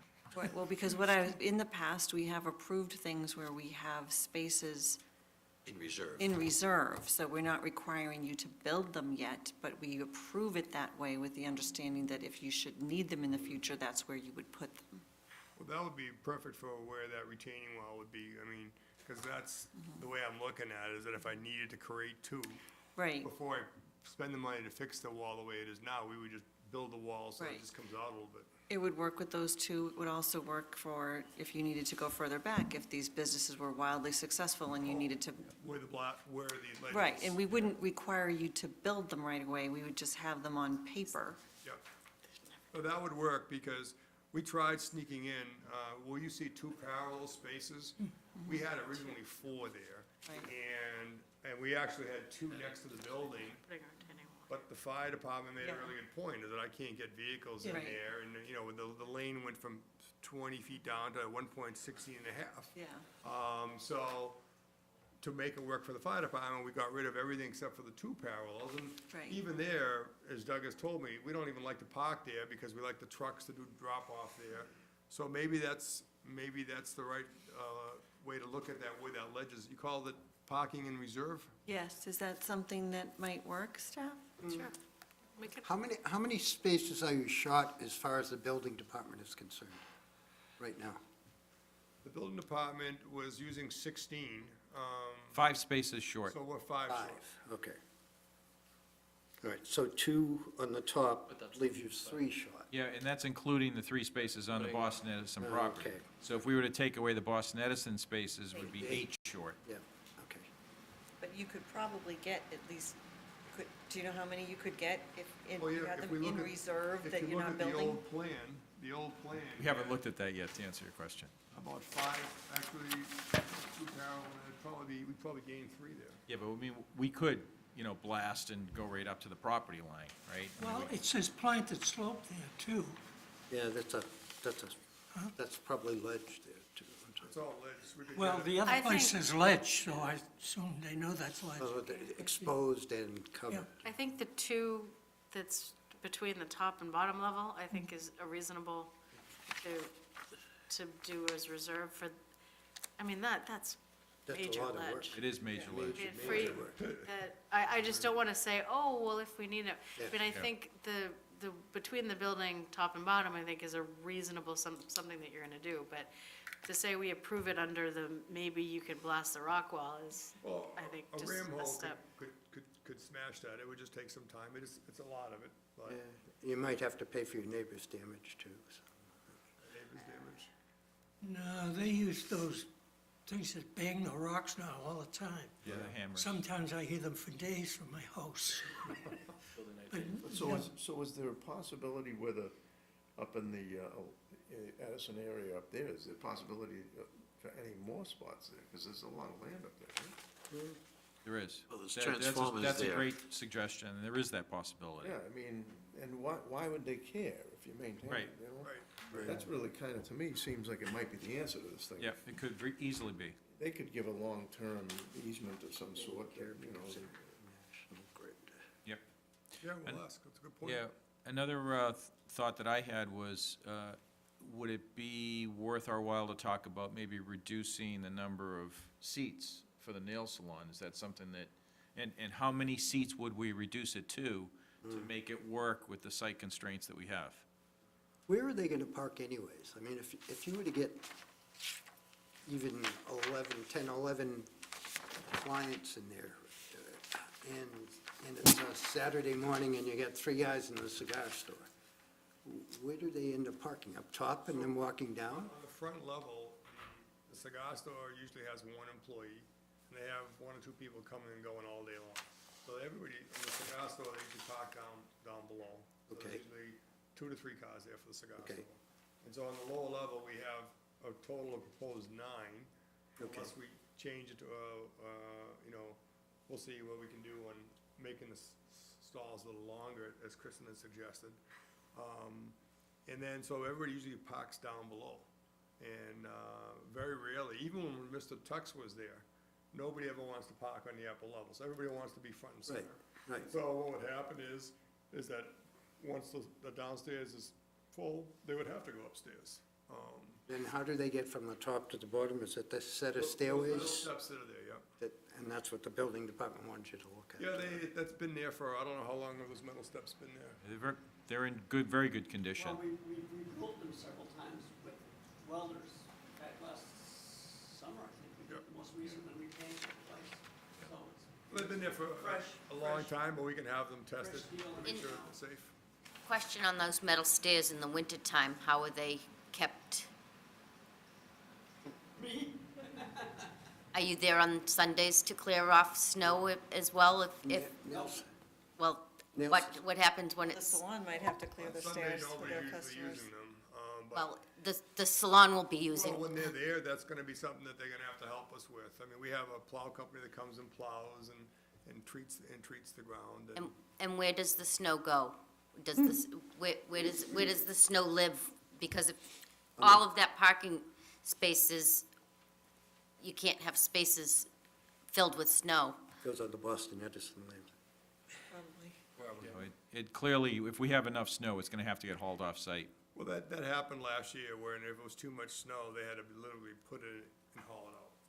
Even that happened at 56, it depends on the volume of snow. On the light snow, I suspect they're just pushing it around, and when it starts to accumulate, if you don't get rid of it, it kills parking spaces, so you have to Right. deal with it and get rid of it. most of the time, we've had Mark Plow guy pushing up the You need to slope. use the microphone. You could just stay sitting at the table. Most of the time, we've had our plowman, as you say, go down the hill and push it up beyond the 3 spaces, up into the, toward the high slope where it's beyond the parking spaces. Yeah, and this view that we have up on the screen right now is ideal because you can actually see the area that Mr. Impemba is talking about. It really would be an ideal area to create additional spaces on, as well as for snow storage. Well, if they were willing to let you dig it out, you could put spaces, on the right-hand side going down. Have you talked to them? Did the handshake 20 years ago limit the number of spaces? Say again, the number? Did the handshake 20 years ago have a specific number of spaces included? It was about the shape and the size of the lot that was there. Okay. basically, which hadn't handled 2 to 3. Right. They So they are we probably going to think need you own it. these plans revised? And we're going to have to deal with the building on their recommendations? How do we handle this if we try to find some accommodation? The decision is written for you for the plan to be updated. So you don't need to, and it includes all of the things that I've mentioned, And as and how well many as spaces? require off-site parking and some So other. is it written based upon what we see on sheet 2? Want to do the Bellwood thing, or do you- Yeah, pretty much. Yes. Yes, with the change of removing the space next to the handicapped and realigning the spaces along the front and striping. That doesn't change the number of spaces. It changes it, by By it one. does reduce it. So Okay. we're at 21 spaces. Then with the addition of the 2 spaces in Then we're reserve back up at between the building 23. and number 62 on the upper level. Well, then we're back up at 23, if they do the reserve spaces. Okay, so we'd have to add that language in there. If overnight, some night, that fence mysteriously moved down a little bit on the right-hand side, would Edison notice? I doubt it. They'd probably think it's their Well- property anyways. That's outside the scope of our approval.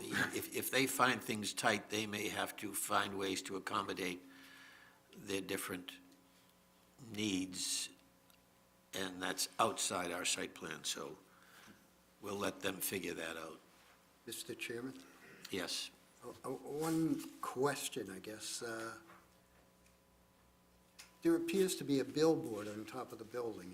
Yes. Is that, how long, and tell me the story behind that, or is there a story? Doug may have to fill in there, but I bought that condo 3 years ago, about 3 years ago. Took me about Tux had that billboard, and it has lights on it, and was their billboard. It looks, I've been up on that roof, it's pretty scary up there, but that billboard is pretty rusty, pretty old. How long has that billboard been there since you've owned your condo? Long before me, So you've been there 20 years? 2000, yeah, 18 years. and So it's at least 20 years old. It's not really a billboard, it's kind of like, I think it's zoned industrial, is it zoned industrial? So Doesn't matter. Yeah. So it's been there for a Could- long time, and, Could we ask that you remove it, because it's really unsightly? I mean, it hasn't been used for anything, it's very unsightly. I mean, your building would look better without it. you know what, I kind of promised it to the tenant, the nail salon, that they could put a sign there, and I could let them know that They- if it's a they- condition they- of disapproval to be removed, then we'll. I would like it removed, I think it's very I don't unsightly. think you can put a sign there. don't think with- you- Yeah, You don't have, I don't think you have the Sign permit. permission to put a sign there. You would ask, I mean, it's there. have to go the get- sign had been yeah. there, they told them to go get a permit to Yeah. put a sign there. yeah, I would not see the ZBA approving a sign for there. Consider taking it down before it falls down. There's no No, grandfather. it's pretty old, so it's probably not a bad idea. Yeah, I'd like to see it removed myself. Our sign laws have changed considerably since that went up. So, you know, that violates and no flags or sails or anything out Yes. front, you know. those- Yeah, Yeah. no temporary signs on this site at all, not for the cigar store, not for the I've nail actually salon. talked to cigar Yeah, store no folks, feather because signs. I remember that even when, I think when Verizon was there. They had that stupid, Yeah, Yeah, yeah, the blowy guy Yeah. there. yeah, those aren't allowed. No, yeah. I'm aware, when I see them, I talk to them. And you can't even put up sandwich board signs there because it's gonna take up parking spaces and you need them. Is there consensus on the roof side? Yeah. Yes, Yes. Oh, yeah, that's, I can try.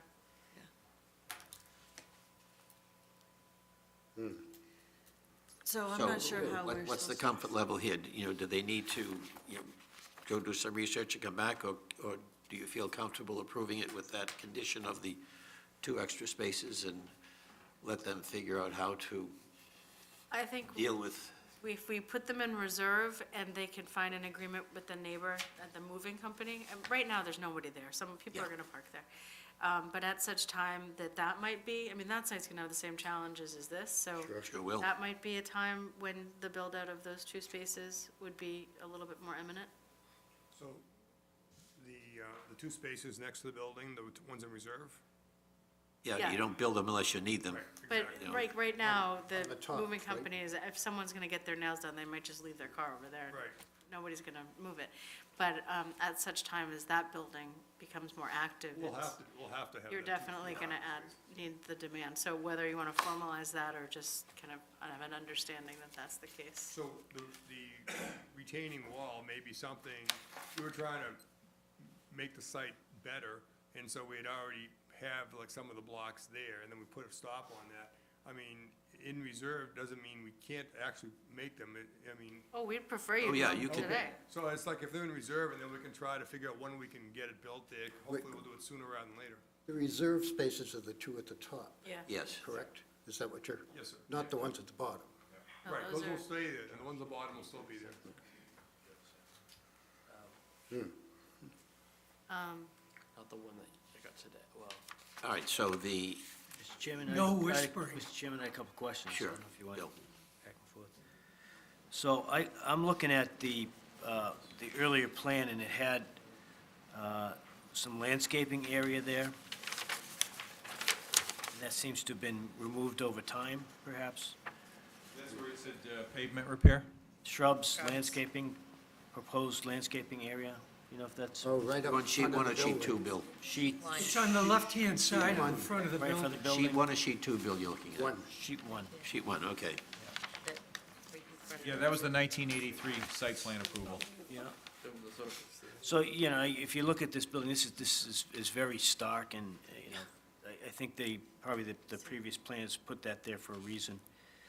My second comment is, so you have the crosswalk and then the sidewalk, and sidewalk ends. Then there's no other sidewalk going down the the property, you've got the four spaces as you come across there. So I would think that, with regard to even if we saw someone in a wheelchair crossing there, that we'd want the sidewalk to continue down there since it's clear that people are actually using that.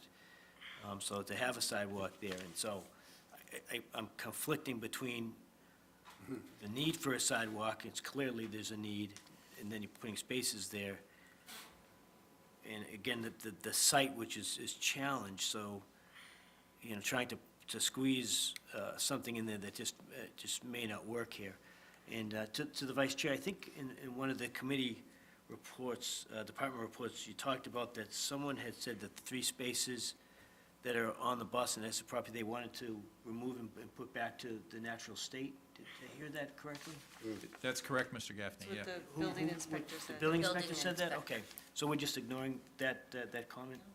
Well, it's outside the scope of our decision. Okay. That sounds better, yes. Yep, okay. And that's the comments I had. Thank you, Mr. Chairman. Mr. Chairman, if I may respond to Mr. Gaffney's comment, I think it's a good one. I think what we could do here, so the sidewalk ends right here at the northeasterly corner of the property. And I think what we might be able to do is maybe put a crosswalk, if you will, along here, just to let drivers know that this is a pedestrian access along this area here. Might be a good way to stripe it and, just let drivers know that they need to be aware of pedestrians and possibly bicycles. And the walkers also. How about the fire department? though? What That's they- off your property, though. No, this is on our property right here. Yeah, but I'm talking about the front of the building as you keep on going. Can you, where's your property line relative to the Well, base of that driveway? Yeah, interestingly, our property line actually extends out onto the street here. So the curb is actually on the property.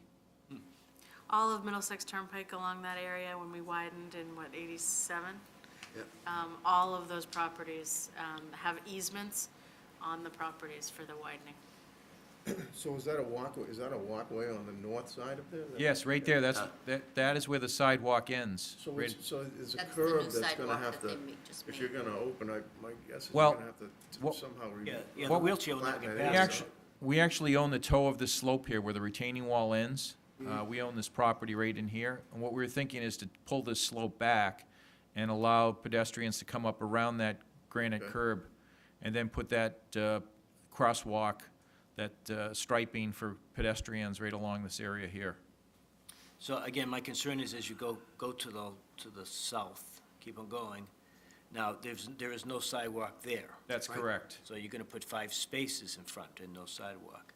And then I would imagine is the planners, as we look at the next building on the way down that comes in front of us, we would want to extend the sidewalk there to continue for that building. And Barbara, with the music group there, is there sidewalks going there as well? There isn't any sidewalk. Okay, There's so no I think sidewalk over on that time, side. But you can see though that. You can see a path that's worn there. yeah, so I think over time, I think we'll ultimately look to get there, and this is the only time I think we'd be able to do that. The time is right here to start that process. Otherwise, if we do what we usually do and say, we'll get it next time, and then the next time never comes, then the moving company comes and we say, well, we didn't do it for that guy, so, all depends on where the board wants to be on that. I think. Mr. Gaffney, the sidewalk was just added across the street when, I think Mr. Gutierrez had got some grant to improve Middlesex Turnpike in this area. Across the street, there was no sidewalk, so across the street, they've added kind of like a bicycle lane. Actually, I think there's a lane on both sides, and a sidewalk all along, on the opposite side of the street, and crosswalk. I mean, we had nothing before. Yeah, no, it's good. Because it's a challenging area. Yep. The problem I see if we try to get into designing a sidewalk there, there's no way you can have parking in an ADA compliant sidewalk, so we'd be opening a can of worms we couldn't correct.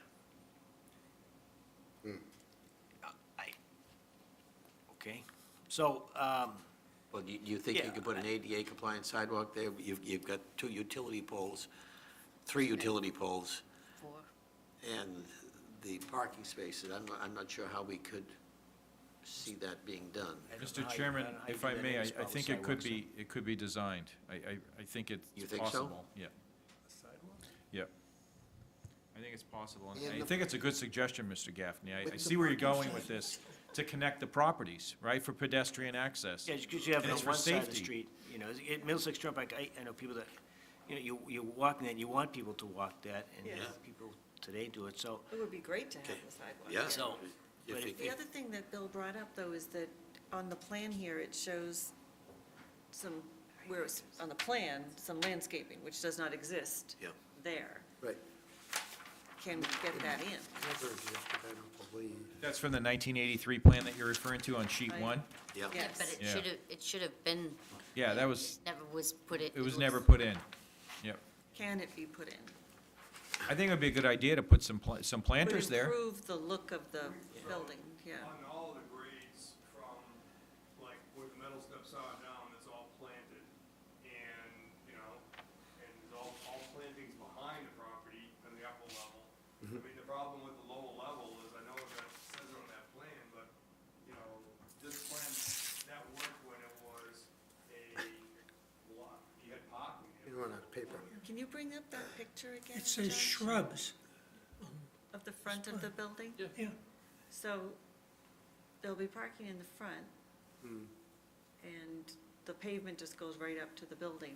I On guess this it's plan, possible to put some boxes in Yeah. front. shows up, Planter boxes. Planter boxes would Yep. work.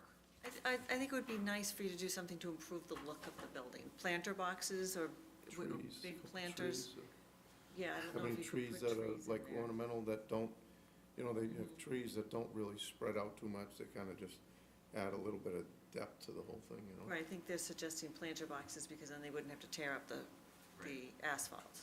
Is the fire department concerned about access to the front of the building? I mean, tearing the asphalt is very simple. No, they have not expressed a came out, concern, yeah, and, the tree and goes- more than likely, what would happen if there needs to be emergency access It's a- is that they would just occupy that right lane on the Middlesex Okay, I Turnpike and did- shut the right lane down. Yeah. That would be the So- easiest thing for them. In terms of the landscaping in the front, I don't know how the rest of the board feels, I would be comfortable with you just hammering out the details of it with staff and our chair. We don't have to decide it tonight for my purposes, but I would like something in there. Well, what, I mean, and this is something we look at now, or look at in the future, but what's the purpose of that guardrail? The guard, it's the only place that the whole Middlesex Turnpike has guardrail up there. I would say, let's look at it Mass now. This is Highway, the only- probably. I say this is the right time to look at Probably it. to protect the cars that Is are it Mass parking there. Highway? Yeah, no, I think that guardrail plays an important role in protecting the people that vehicles are on that- that site. Sure. If there's If somebody you put a walking. sidewalk there, you definitely That- No. think On about what that. side?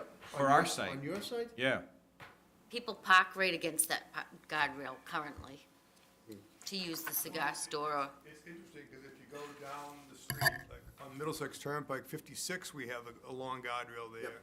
And then when you go past, I think the FedEx building does not have guardrail, Burger King does not have guardrail, so aesthetically, it's more attractive without it.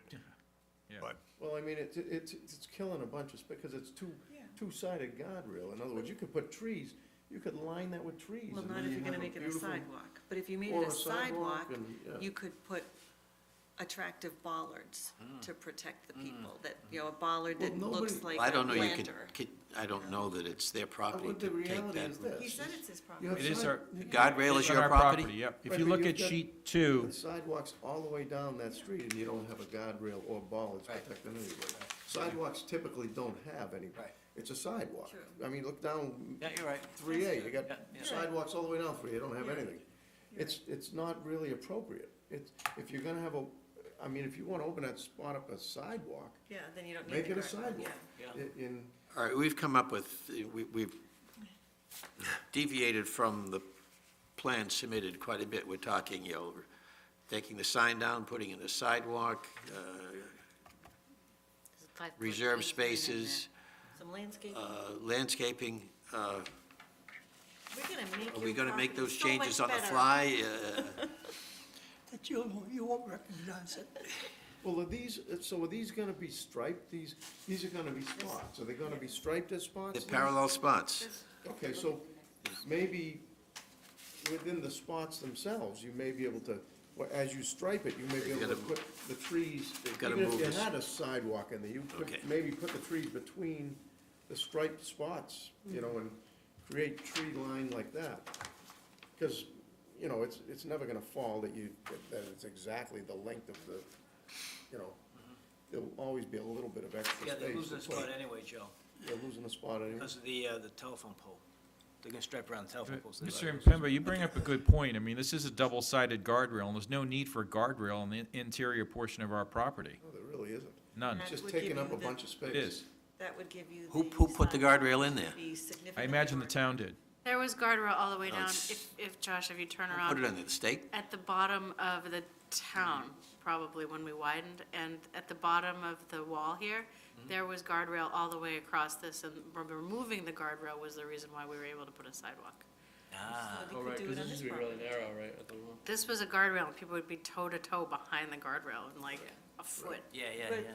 it well, used to be like that. I remember seeing people Yeah, no, walking along there. it looked exactly like the Yes. one in This front of wire this in site. front of the So sidewalk. if you remove the ugly guardrail, you get you can get put in this. the sidewalk and it will improve the look of your properties. Yeah, I think, Significantly. I'm not sure if this is 5 or 4, but it's one of the two that we were able to Silly get. question, I mean, I know it's our property, but can we just remove the guardrail, or who do we have to talk to do that? It's on You your can property. remove, Any property. I think you can remove, we would, We're not gonna say the anything. conversation we've had with the guardrail all the way down, I know This- with engineering and in this DPW, eas- we don't need the guardrail to stay. Yeah, and really, from a public safety perspective, the vehicle speeds are a lot slower now than they were because of the lights, the signals that are out there now. Yeah. And there really is no need from a Yeah. highway perspective for that guardrail. But you'd have a nice looking sidewalk with granite curbing and And actually, with with the guardrail, if you're parking, if you're doing parallel parking, you actually have to pull further away because you can't even open the door. That's right. yeah, that's Yeah, yeah, yeah. good point. Staff, True, yeah. Okay. if they need That's an excellent point. permission from somebody That's an- to take that That would be guardrail really down, hard I to get out of would the be car. willing to make a motion that we give them permission to take the guardrail down. And then if anybody says, what are you doing? You can say, the planning Well, board wait a gave minute. us permission Paul to said- do that. Well, I think there's a lot of stuff, so we probably need to come back, have them What's come the back. sign? there's a lot. What's the sign that's planted in the middle of the guardrail there? No Is there a park- bus stop no there or parking. something? No parking. No parking. Yeah. But Joe makes an excellent Right in the point. parking area over there? You can't get out of the car. All right. You have to Yeah. take the guardrail down. Yeah. All right, we're going into, an hour and a quarter here on a minor engineering change? Yeah, how'd that happen? I don't think this is a minor engineering. I don't either, so Well, we can make, we're we we're can- trying to figure out how to approve this for you. We're waiving some of the parking spaces, we're putting some in reserve, we're designing a sidewalk for you, we're removing that. Can we get all this into the approval on the fly tonight, and will you be happy with that? Yes, sir. Can I ask you a question? You need to use the With microphone, With the microphone, please. you can. Microphone. Who would be putting in the sidewalk? It's on your property. And though we did not put in the guardrail, we're responsible to take it out? We don't know who put it in there, we don't know who owns it. It wasn't the owners of the property. When did it appear? I believe it appeared the same time the piece that Kristen mentioned just north of that, when it was put in as a part of highway widening. So, Which would be 5 what? years ago? No, the sidewalk was just. More than 5 sidewalk years took it ago, that out. guardrail was put in? Yeah, I was here in 2000. Absolutely. It wasn't shown on the 83 site plan that you approved. I was here in 2000, it was here long before me. The guardrail was there Yeah. in 2000? Okay. It looks old. Granite curbing. I believe a municipality put that in. I don't know whether it was Right. local or state. If they are, you'd be parked in the middle of the Okay. road. As it turned, All right, you're so- not gonna be able to put the parking spaces in unless you take the guardrail out. That's, well, Yeah. Or door- open the door door. swing, yeah. As Joe so aptly pointed All out. right, so you can get all of these things into the existing approval. Yes, I'm clear on everything except for, I think, we're talking about, 12, we only have a 12-foot 12.8 from the space. I think trees might be a challenge In the unless front, you you mean, yeah. focus on the ends. I think what we can look at is where, as Member Gaffney mentioned, the boxes that were on the old plan. If you look at the new, what's out here now, so you have the bollards that are in front and canopy, where there isn't door, I don't see why you couldn't try to put some sort of planter box in that area, because so long as it's not encroaching in the drive aisle. And it has to be low profile, Yep. cars driving through there.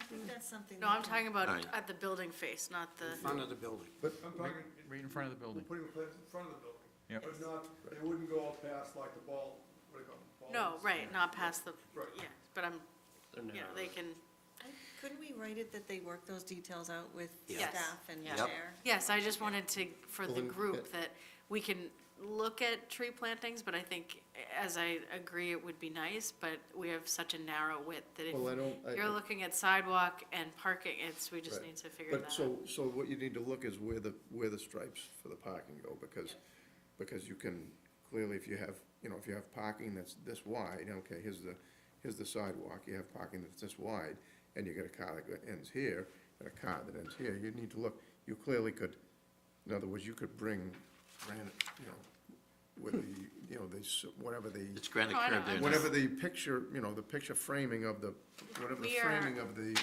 sidewalk is, you could jot it out a little bit and put a tree. And we're happy to And try to put a figure tree that and out. put I a just tree. wanted to Ideally, get you'd probably want information. 3 trees in the front somewhere, but you'd have to first see where the striping of the parking went, and then you could determine if you could fit the trees between, and still have the same amount of parking in there. Right. Okay, And I'm then I'm looking to be done before we get to 8:30 here, so. the other piece of clarification is in terms of if they remove the guardrail, what, in a sidewalk situation, what are you looking for? From the applicant. Cement, right? Isn't that what we Yeah. do for sidewalks? Well, that's a typical Sidewalks are sidewalk. usually cement concrete. Yeah. But Yeah, I mean, there's one across the street. I just want to make sure we're in agreement. It's gonna have to match what's else across the street, right? I mean, May I suggest that if at least we remove the guardrail and try to make room for a sidewalk, and let's just see how it works. I mean, at some point, we have to, Will you be repaving that up front? if it needs it right now, we're not planning on repaving it, but maybe when the time comes when we have to pave, that's the time we might be left to look at that and see how we can, right now, the paving is fine. If you pull a guardrail out, you gotta fill the holes, you just can't leave. Right. So, Yes, but in you're a- gonna have to do something. Would it be reasonable for us to say, we're approving or giving you a waiver for the extra parking that we know you need, and in return, we're getting the sidewalk? That's the way I thought we were thinking of Yeah. it. Yeah, there's, We're letting you have less parking spaces because you're beautifying the site and adding the sidewalk instead. And trees. And Kristen, trees. regarding the trees. Sure. you No could sign. put, if Pardon? practical. And no sign. And or no sign. practical, Signs coming down. Because you were saying you don't know if you could or not, so we could give you the leeway to determine with the owner what was practical to put in front to beautify it and give it some greenery and so forth. Okay. So moved. Yes, but I do want to understand, is the applicant removing the guardrail or removing the guardrail and building the sidewalk? That's what's not clear. I'm saying sidewalk. And It's leave the vertical granite guardrail is it in not? place? No, we Yeah, moved they the would guardrail, just- it put would in the need to- sidewalk Well, I'd where like the to see, guardrail I'd like to was. see a plan with the striping in there. I'd like to see something that indicates if that were removed, where everything would fall. What's the width of the sidewalk, and then, what would be the length of the car, how many car, stripings in would there, be yeah. in there, and then would we be able to fit, 3 trees in there with that stripe? I'd like to see the whole thing laid So out. that's part of the question. Are we doing this tonight, or are they gonna rework the plan and come back? What's the pleasure here, folks? Because, we can't do all this, we're an hour and We, 20 I, minutes. I here. have everything written down and I'm clear. I think landscaping in the front is something that we need to work out after. But the question is, I mean, it's clear, remove the guardrail because you can't open the door. But is it remove the guardrail, stripe behind it, remove the guardrail and add cement and landscaping?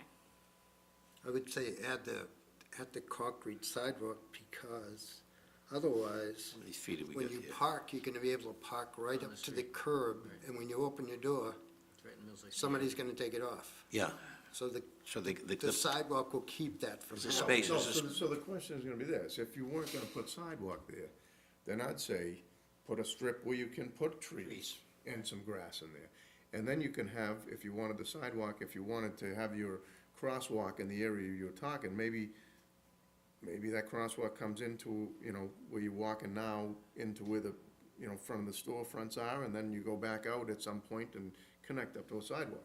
So it's either gonna be, either do the sidewalk, or in the alternative, if you weren't gonna force the sidewalk at this point in time, then I'd say you make it a green strip, and so that you can open it safely, and you've got some trees up there, and it would be a beautiful frontage as Yeah, well. if I may, Mr. Impenda, I agree with what you're saying, because the problem I'm looking at from complying with ADA and other requirements for a sidewalk is the 3 utility Yeah, poles. it's gonna be. I mean, a how are you gonna get a 5-foot sidewalk in there You're with gonna those have to 3 go around. poles? Yeah, that's right, you'd have to go around, in order to get ADA approved, you'd have to actually go around, and that would cut right into your drive area. So maybe your suggestion of a green strip with beautification, the goal, And then maybe that may work direct better. it- With that the planter crosswalk, boxes in the direct it back. into the property, and let them walk safely along your property, and then out the other way if that's what they wanted to do. Or, Get all that done. Yeah, that works.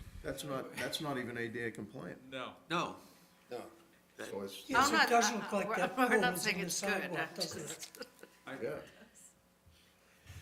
I I think suggest we that- need to steer away from trying to design this for ADA reasons, and I suggest, since you asked, that we approve this with the staff being able to work with the proponent, the staff and the chair, if you want to, or staff and the clerk, if she's willing to. Okay, but No, for, really, you're asking for, or do you want to come back? No, that makes a lot of sense, Mr. Raymond. Thank you. To leave it to the discretion You're of the the only one staff. that thinks so, but that's good. Maybe we can get him to vote for it. so I want Yeah, to really. just get the boundary though. So at a minimum, we're removing the guardrail and planting.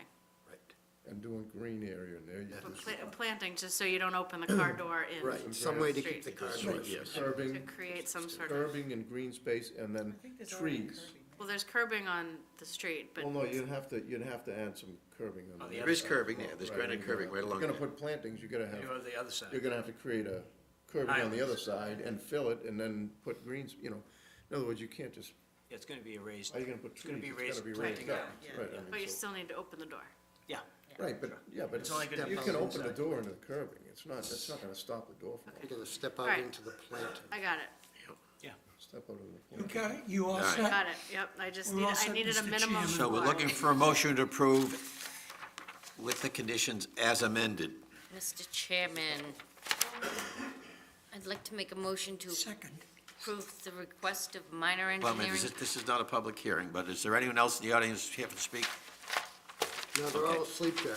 All right, the folks at home, we lost them too. All right, Mr. Chairman, I'd like to make a motion to approve the request of a minor engineering change for property located at 64 Middlesex Turnpike to modify the parking lot striping and circulation as reflected on the site plan entitled Proposed Site 64 Middlesex Turnpike, Burlington, Massachusetts, prepared by DeCoulis and Company LLC, dated November 12, 2018, consisting of one sheet subject to the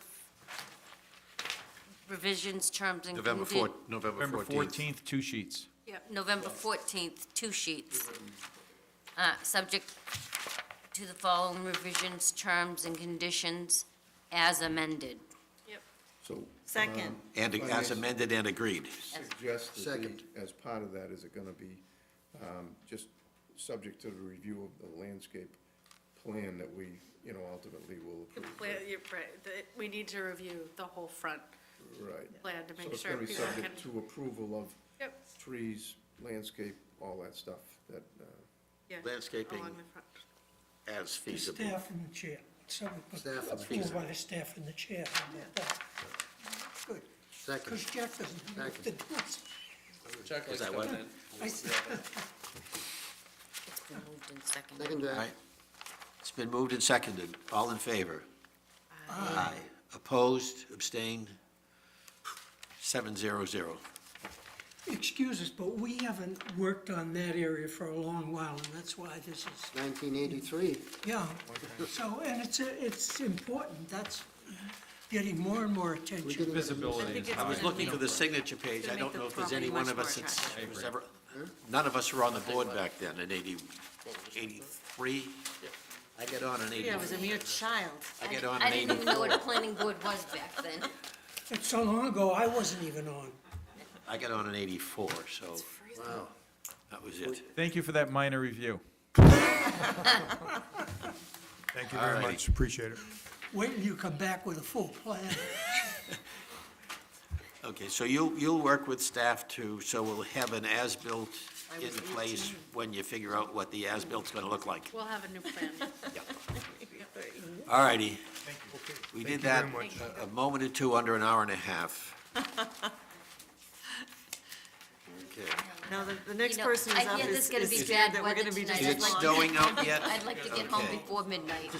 All right, public hearing, application for approval of a special permit pursuant to section 4.2.6.10, restaurants of the zoning bylaws of 184 Cambridge Street, Aisha Jinwala, Inc., doing business as Almeida Cuisine applicant.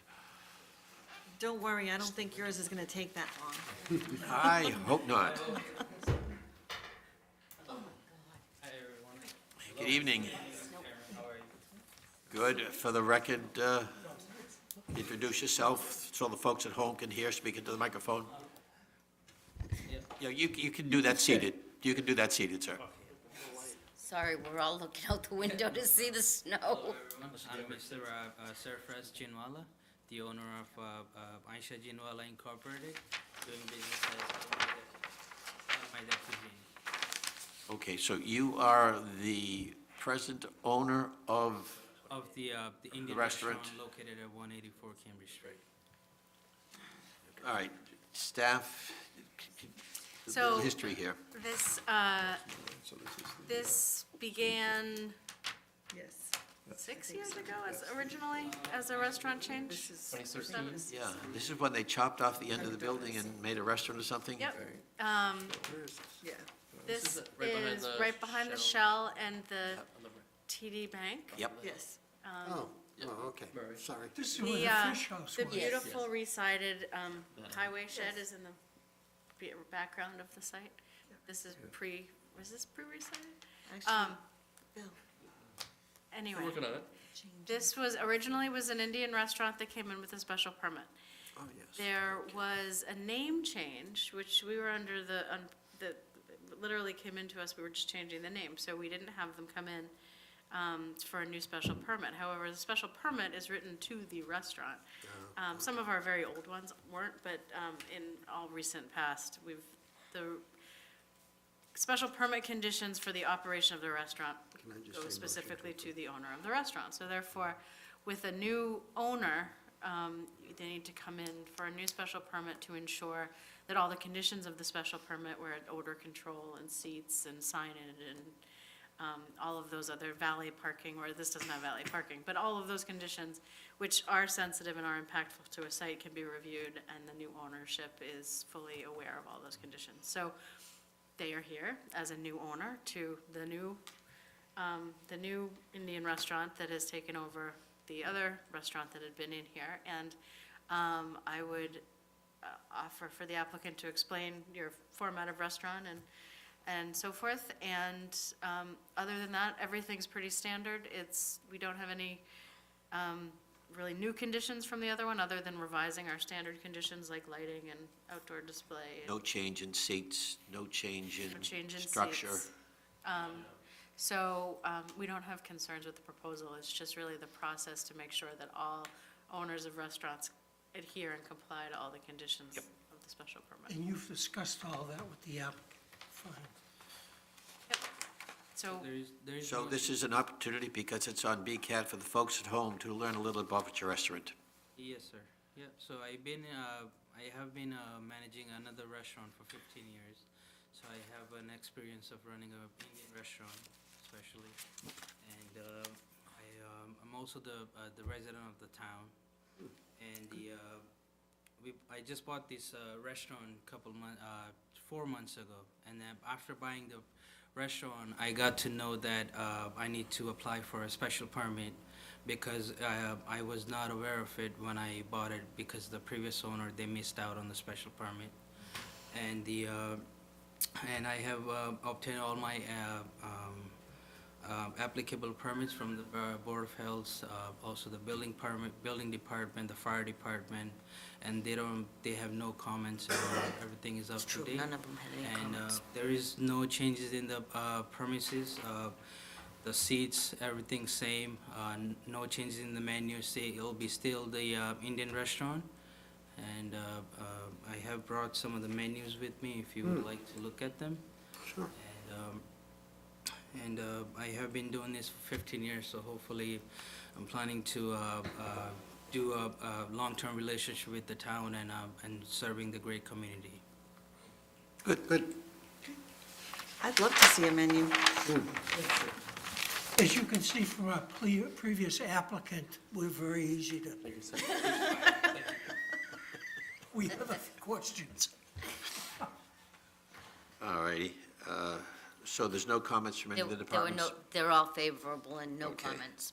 Good. It was just the building inspector, the fire department, and the Board of Health were the only ones that responded.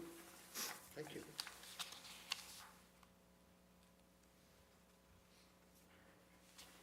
All righty. Questions from the board? Just a comment, I thought that our Indian population was like 8%, but somebody told me, no, it's closer to 15%. Is that correct? Number right here. Yeah, so we have a significant Indian population. And we have another restaurant going in on Wayside, but that's Wayside. where the fish house was and so forth, so you're aware of that. I think that's going to be Sit down, high end. twice the price of what he's charging. I like your prices. So where are you starting, Jack? Motion to close the public hearing. No, I have one thing I want to say. sorry. I haven't noticed recently, but in the past, the sign in front of the restaurant, I think it was before it was yours, had a changing color, it kind of changed color and moved. electronic sign? Yeah, it was, I haven't put my sign yet, because Okay. the building department said it needs to be administrative changes first, then they can give me the permit to put it on. great. All I wanted to point out is that changing, moving colored sign, it sort of changed colors as it constantly changing colors, that's not allowed. Like a motion light? you mean? Yes. Right. Oh, no, I'm not So putting that. it may be lit, but it cannot be changing colors. No, it won't be, yeah. Okay. I'm just putting the LED, the previous owner had it, it's similar to that, but it will be a It will LED light, just one color, Great. yeah. Thank you. That's all I had. we're all. Anyone else? This is a public hearing. Anyone in the audience here to speak on this? Motion to close the public hearing. Second. Okay, it's been moved and seconded to close the public hearing. All in favor? Aye. Aye. Opposed, abstained, 700, Noel.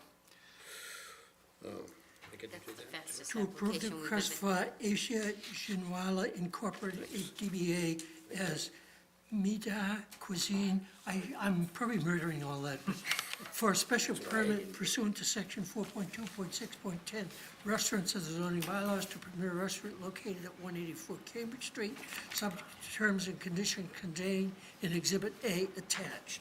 Second, This is the one we're voting on now. You can wait until we So approve. you've updated the conditions to deal with lighting and sign and feathers and, no, okay. It's been moved and seconded. All in favor? Aye. Opposed, abstained, 700, Noel. Welcome. Thank you very much, sir. Thank Welcome. you. Good luck. Thank you. Thank you very We much, did sir. tell them no temporary signs, right? It's in there. Decision, yep. All righty. Let's keep it moving this quick. You're actually, you're I already make a open, motion to right? take items This restaurant's 7B already and open. 7C together for discussion purposes. Second. 184 Cambridge, what's this? It's this one here, right? Second. It's been moved and seconded, all in favor? Aye. Aye, Aye. opposed, abstained, to take items 7B and C together. You're on page 6 and off we go. Okay. Sign on that. Page 6. Good evening. Hello, how are you? I said it's been entertaining. Terrific. Get a menu, get the evening. I just have a few things I wanted to give to Josh to hand out. Thank you. John, maybe you could, you asked me to get copies of each of these. Thank you.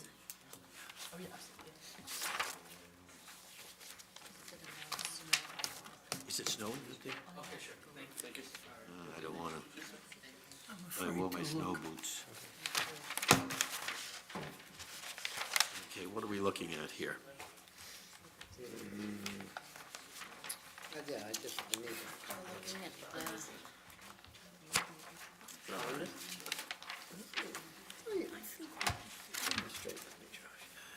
Yeah, that's, I looked at that, that's just all theoretical. No, that's, Josh, I'll leave these here for you too. Thank you. You got it. Bill, pass that down. Thank you. Oh, I don't know. I don't know. Oh, sure. Pain of what, snakes? All right, who'd like to start here?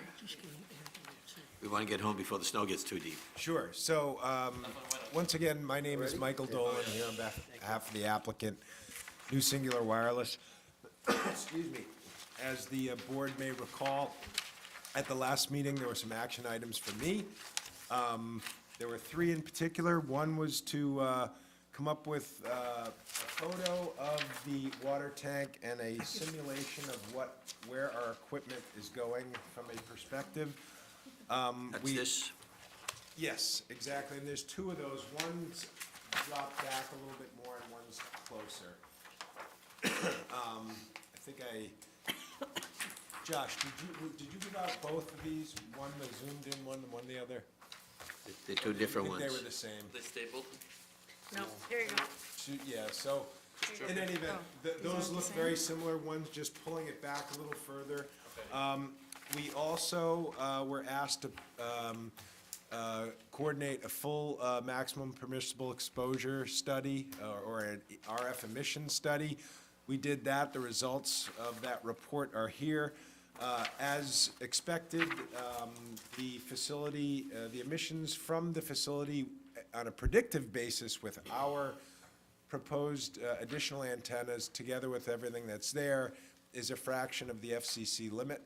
Okay, that's all sort of theoretical based upon what the equipment is. Nobody actually went out and measured it. did they? Correct, but we know the specs of the antennas that are on the tower. We know what we're gonna add, and we used the maximum power levels for each of those to err on the side of caution. It still was at the highest level, at its highest point, it was 7% of the FCC limit, and that 7% location was directly below the water tank, which is private property, so someone would have to trespass to get even within 7% of the FCC limit. And then the last item that some of the board members had mentioned was that this site is a bit of an eyesore. And they asked us to work with the planning staff to possibly improve the look of things. And one of the considerations was for plantings. We worked with Josh, and hopefully he'll come back. He will come back. You guys only traded about 19 If it's snowing, he may emails not. on this. Yeah, so we've gone back and forth an awful lot over this. And Josh has some photos of the site. Fence. And there are He's some passed them out to us. practical considerations about trying to put in plantings What we came up with, and I think Josh liked it but wanted to run by you guys, was, you should have with you, this photo of, well, to the left of this right here is all arborvitae that are probably 12 to 14 feet high that block everything. This area here is exposed from the road, and this is the access up to where the tank is. What we could propose doing, and we can't plant anything along here, it's all pavement. So what we're proposing to do is put up this fence, good quality fence to put right there to make things look better. Now, this all assumes that the town, DPW will consent to us doing this. We're trying to make things look a little bit better, but they've got to, in the end, feel like it works for their purposes too.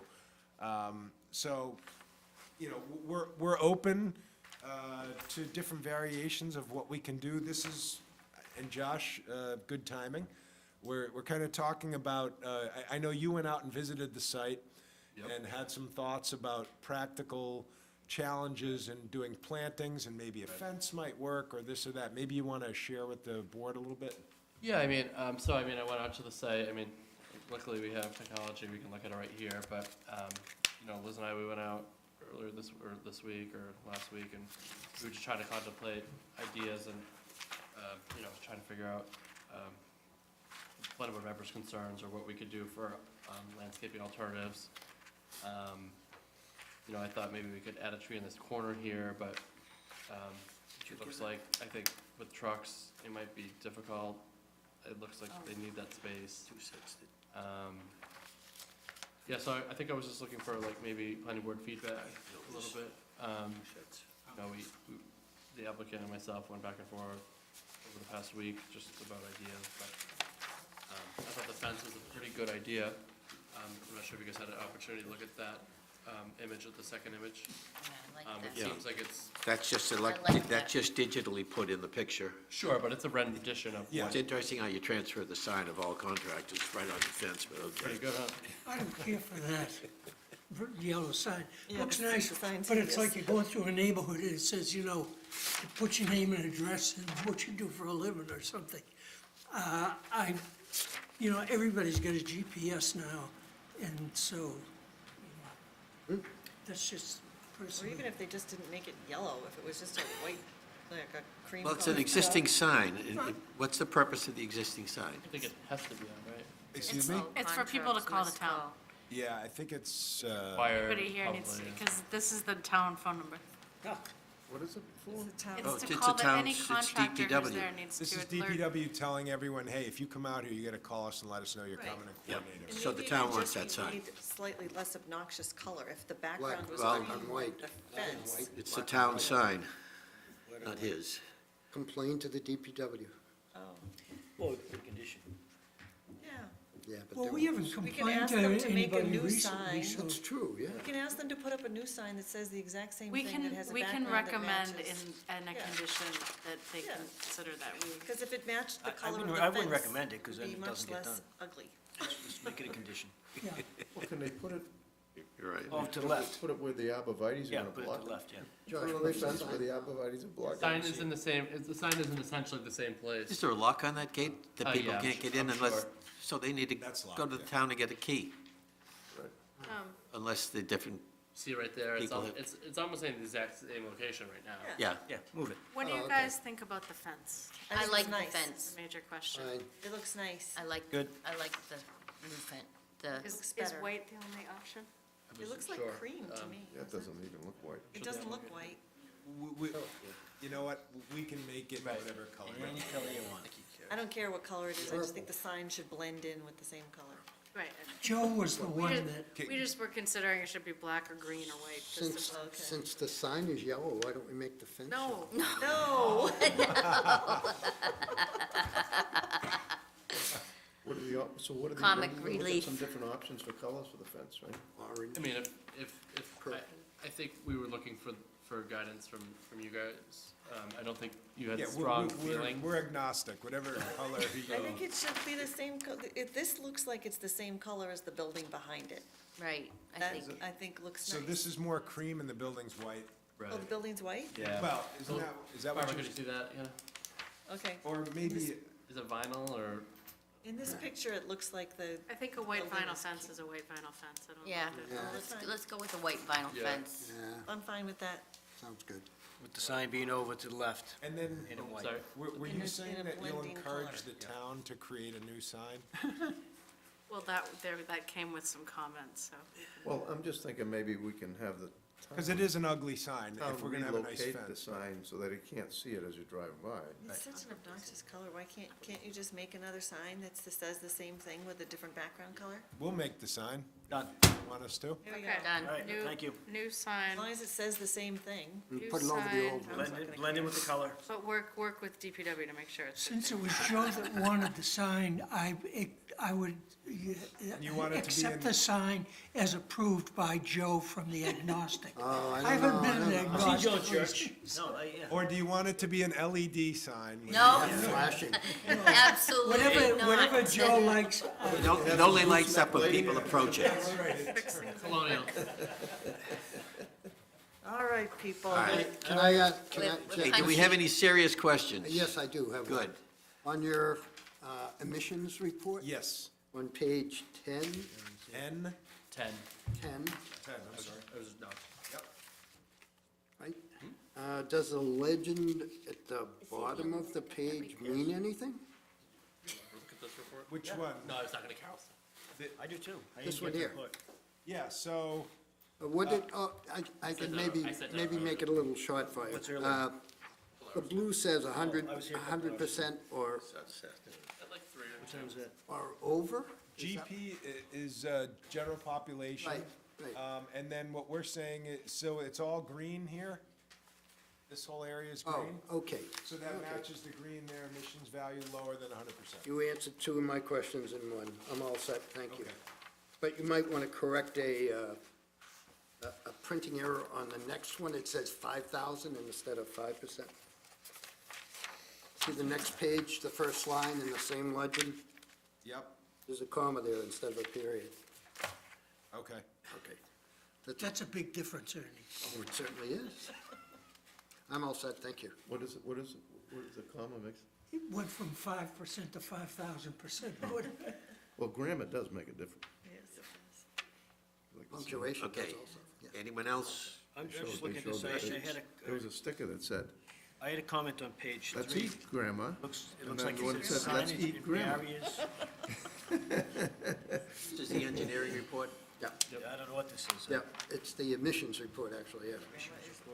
Kind of. Page 3. Yep, Signage and barriers. So, this is just kind of, small signage, do they have what the, Yeah, there is. see the height of it? So in the parapet height is. yeah, we already have these signs there anyways. Okay. They don't We have, have to comply with those OSHA and. Yeah, that's there's on certain, page 4. it's page 14, gives you the sign. Yeah, I think I got them here too, on page 4. Yeah, okay. They don't, do they give the size of those signs, Ernie? Not on this page. They probably, are they like double the size of an 8.5 by 11 or something like that? Yeah, this one's- Tory. And I- The chair is asking for your attention. I don't see. He's just saying the new microphones are very sensitive. Well, I won't say anything about them then. If they're that sensitive, I don't want you to be hurt. Okay, anything further, Bill? I'm just, I'm only page 7, sorry, Mr. Okay. Chairman, I just got this, so I haven't had a chance to look through it. If you give me just another 30 seconds to read through it, which, and when do we, you said you got this sometime this afternoon? I saw it in an email. So again, I would think if we're gonna be able to look through this stuff, again, I have a day job, so I don't get out until 6, so, Do you want to continue, Bill? you know, 'Cause it's quite a again, bit. this is not the first time, it's not the second time it's happened, so The- if we Yeah. ask for The this something, difference, it's. to me, that is all theoretical, there's no actual measurements taken. These are based upon standard designs. Nobody actually went out and took any measurements. Understood. Yeah, so what happens is with this equipment, it's spec to have certain, what their output is, so that's what they can. I'm sorry, not two. 320, I got the email at 320, Bill. Oh, yeah, so I didn't have a chance, I wouldn't have had a chance to read that today, so, with here being at 6 o'clock, so, yeah, I just usually take a bit of time just to look through it, so I'm gonna say, I'm gonna abstain without, being able to Well, we could digest just continue, because no one got it in Yeah, time to give it a so- careful review. Everything meets FCC and OSHA standards according to that report. Bill understands this stuff. Yeah, I have So I would be an going with engineering his degree, so recommendation. I like to Yeah. go through this stuff, so. It says down here to continue this matter to the planning board meeting That's- of November That's 15th one if we want of, to. that's one of the options. Well, I Say what? feel the same as Joe. I mean, none of us have had time to actually review and absorb this. Unless you have an No. engineering degree, you won't understand it anyways. I did not understand it. Bill may. That's why we rely on Bill. I do not have an Yeah, Would engineering likely, degree, but I have will, it's Bill. probably just Bill? generic stuff, but Well, I'd I like don't to just have take him, take a but look through it. Well, I would We like have to his expertise. see Bill get a chance to look it over and then give us a review Yeah. at the When- next We just meeting. did next Josh, meeting, when I'll did we go get ahead this? and- This, we got this afternoon? No, I can't remember, I was looking, I'm not sure. It's dated, Within the past couple days, a day or two, or... dated November 5th, so Is this time sensitive as far as you're concerned? Do you like to come back and see us? I mean, he doesn't have to come money back, every and time so he I'll comes just give back, me, so he loves it. if I can just comment the next time, we could probably vote on without him coming Yeah, back. we can put you at the beginning of the agenda if you, Or Bill is saying, unless there's a problem, when he said, we Right. can approve it kinda- without him coming Yeah. back. Yeah. I don't care about that. Is Yeah, there- I'm fine with a conditional approval, subject to him okay. feeling comfortable with it. All right, If he let's doesn't do feel it. I'll comfortable, let you know. we'll all come Yeah. back. Okay, okay? Well, right. yeah, let's see if Bill has any questions. yeah. Well, They that, need that's, answers. Yeah, then then we'll have come back, yeah. okay. So are we continuing Conditional Conditionally approval. approve it. Bill No, Bill is you're comfortable with approving, conditional But approval. if Bill has questions, on the I'll come condition back. that Bill is satisfied after reading the report? Yes. Okay. And I'll let you know tomorrow, I'll read it if we get home And tonight. Bill, I'm free, and the engineer are free if you have any other questions. Thank you, appreciate that. Sure. This is a public hearing. Anyone in the audience like to weigh in? Motion to close the public hearing. Second. Been moved and seconded to close the public hearing. All in favor? Aye. This is on the Is this on this is 7B? 7B special permit. Yes. Okay. All in favor? Aye. Opposed, abstained, 700. Noel? Mr. Chairman, I'd like to make a motion to approve the request of Empire Telecom USA LLC, OBO, AT&T Wireless for a special permit pursuant to Section 4.3.1.14, towers, antenna, windmills, and similar structures, wireless communications facilities which are subject to Section 8.4.0 shall be permitted in the wireless communications overlay districts in accordance with the map depicting the districts and the provisions of Section 1.0 of the zoning bylaw, of the zoning bylaws. I lost my place, sorry. To modify the Overlay existing districts in facilities. accordance with map depicting the districts and provisions of Section 1.0 of the zoning bylaw.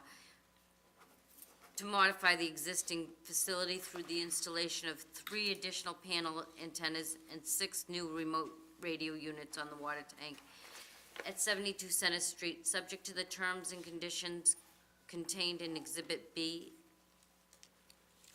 as attached. Okay. All right. Second. I'm familiar with all the acronyms except OBO. What is OBO? Or best offer? Excuse me? It says USA LLC, AT&T, but it's got OBO in there. I have no idea what OBO is. I hate acronyms, but okay. I don't. You don't know either, okay. Sounds like it's from Star Wars, isn't that? I have no idea. And Well, I know what BO is, Yeah, so, close enough. all right. All right. Is anybody gonna second? I don't know. It's been moved and seconded. All in favor? Aye. Opposed, abstained, 700, Noel. Okay, gonna item do 7C, the minor engineering change. I need a motion on that. Mr. Chairman, I'd like to make a motion to approve the minor engineering change application of Empire Telecom USA LLC lowercase OBO. OBO AT&T Wireless for property located at 72 Center Street in Burlington, Mass., owned by the town of Burlington, to install equipment associated with the wireless telecommunications and associated site modifications as reflected on a plan entitled Burlington Center WT Water Tower, 72 Center Street, Burlington, Massachusetts, 01803, prepared by Infinigy, dated May 3rd, 2018, consisting of 10 sheets, subject to the following revisions, terms, and conditions. As amended. Second. It's been moved and seconded. All in favor? Aye. Aye. Opposed? Abstained? 700. Thank you very much. Thank you. Appreciate it. You had two things, you got done quicker than the minor engineering change at the beginning. Yeah, come back when you can stay longer. That was interesting, though, that guardrail was installed by who? We don't want to know. Don't know. We don't know. You just want it gone. Probably the town. Basically, yeah. No, I just got, We don't know. We don't, No, I don't think it's. We're not going to Their inquire. jurisdiction. I don't think the state would have any But it- reason to install that. But it might have In been other words, though, there's when no, it was. the only reason why the state would Go on install the it is county if there was thing. some But it's sense not going off the road into a ditch or something, right?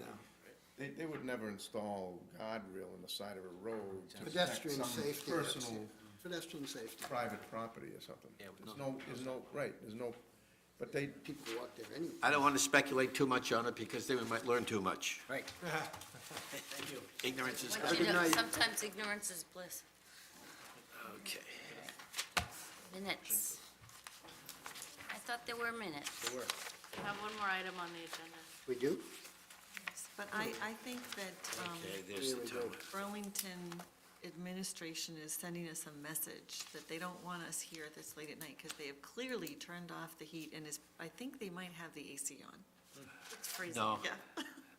Is it cold? if the AC's on, they've made it a lot quieter than it has been. Because normally when the AC's on, you can't hear yourself think in this room. It's freezing in here. Okay. All right, Moving along.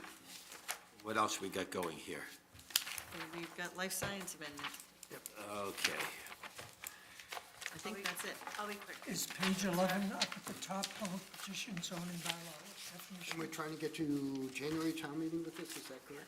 Let's let the chairman introduce the topic. Sorry. All right, Well, I'm shut just- this down. Okay, public hearing. Procedure. Petition to amend the zoning bylaw, Article 2, definitions, and Article 4, use regulations to address and define uses pertaining to life sciences, submitted by the planning board. Second. All righty.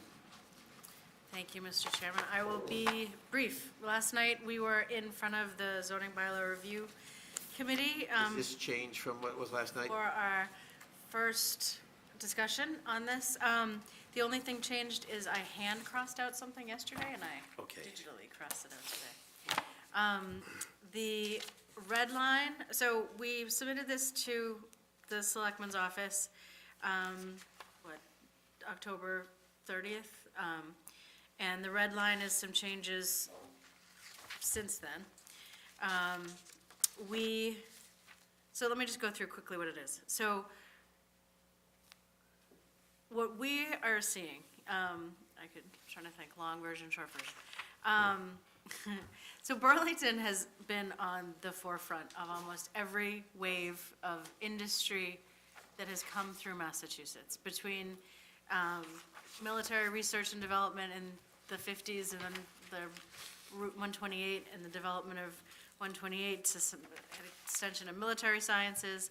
In the 90s, we geared up for computer sciences and software technology. Quickly after that, with the development and expansion of Leahy, we got a lot more into medical device manufacture and research and development. And we have been positioning ourselves very well for all of time. And I think that's one of the reasons that we have been as successful as we have been. And kept our office buildings full and occupied, and kept the commercial side of Burlington engine running smoothly. And So, in 2006, 2007, we did 3 PDs. We did Northwest Park, we did New England Executive Park, and we did what is the Keurig site. There were a lot of changes at that time. That has set us up for the last 12 years. We've done very well, but that chapter is kind of coming to a close. As we're discussing the master plan, there's going to be a whole bunch of other recommendations coming out. But one of the things that we're seeing a lot of, and you guys are hearing in the news every single day, is the emergence and growing of the life science industry in Massachusetts. And Massachusetts is the #1 business cluster for life science in the country. San Francisco is next. California is very much competing with us. There's been a lot of interest. There is a cluster there. They are doing actively, very much trying to get folks from this area to California. Internationally, a lot of Europe is saying, well, California's a little bit too far away. What's happening in the Boston metro area with MIT and Harvard and all the talent coming out? And as we know, that Kendall Square in Boston is getting pretty full. It's really expensive. There's a natural evolution that that companies are going to come out into the suburbs, look for space. But what we're seeing is very much a leapfrog from Burlington, and that's for a couple different reasons. One, our bylaw is not clear on life science, so part of this is to add some definitions and clarify that we are open for business for life science. The second piece is to look at some dimensional criteria to better adapt to the actual impact of a lab use versus like an office use. Right now, we kind of group lab into an office use for parking and for FAR and for other things. Whereas what we see is that an office use and a lab use, that you're either, that same person has an office that works in the lab, and you're either double counting or you're just requiring more parking than necessary for that type of use. As well as the building size under general industrial for office and general industrial and high-rise industrial for 0.15, 0.25 by adding, I know it's freezing,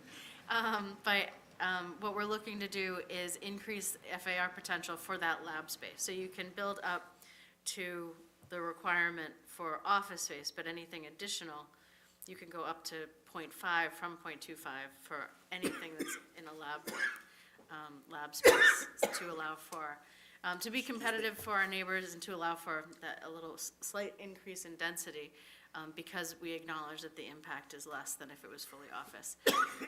We have looked at the bylaws of our neighbors. We are very low with FAR compared to our neighbors. And our neighbors are doing a lot of active recruitment. There's been some companies that have seriously been looking at Bedford. Framingham, Marlborough, Norwood, Canton are getting some of these big companies that are spinning out of Kendall Square. And another thing that's happening is there's big companies like Merck and all these other big companies that are looking at these smaller companies and startups coming out of this area, and they're buying them, and saying, should we stay here or should we bring them back to our home base or wherever? So there's a lot of competition going on, and what we want to do is, one, try to make sure that all of our commercial sector is vibrant, dynamic, full, and continuing the engine running. And especially with a highly educated workforce with buildings that bring in revenue, versus, other things. So that is the purpose for the amendment. Trying to make it quick. I could probably go for another 15 minutes, but since it's freezing in here and there's snow falling outside, I think it's important for us to be considering this. We've made a couple changes since the original. One of the main ones in uses was to differentiate between laboratories engaged in research and laboratories, life science laboratories for the manufacture of life science technologies. Oh, and the other thing I was going to bring up is the questions that came up last night were, what does this look like? What types of companies are looking at Burlington? What does the space kind of look like? And is there any environmental or health impact that needs to be considered? And we'll have a more formal answer, but those were kind of the answers, the questions that came out last night.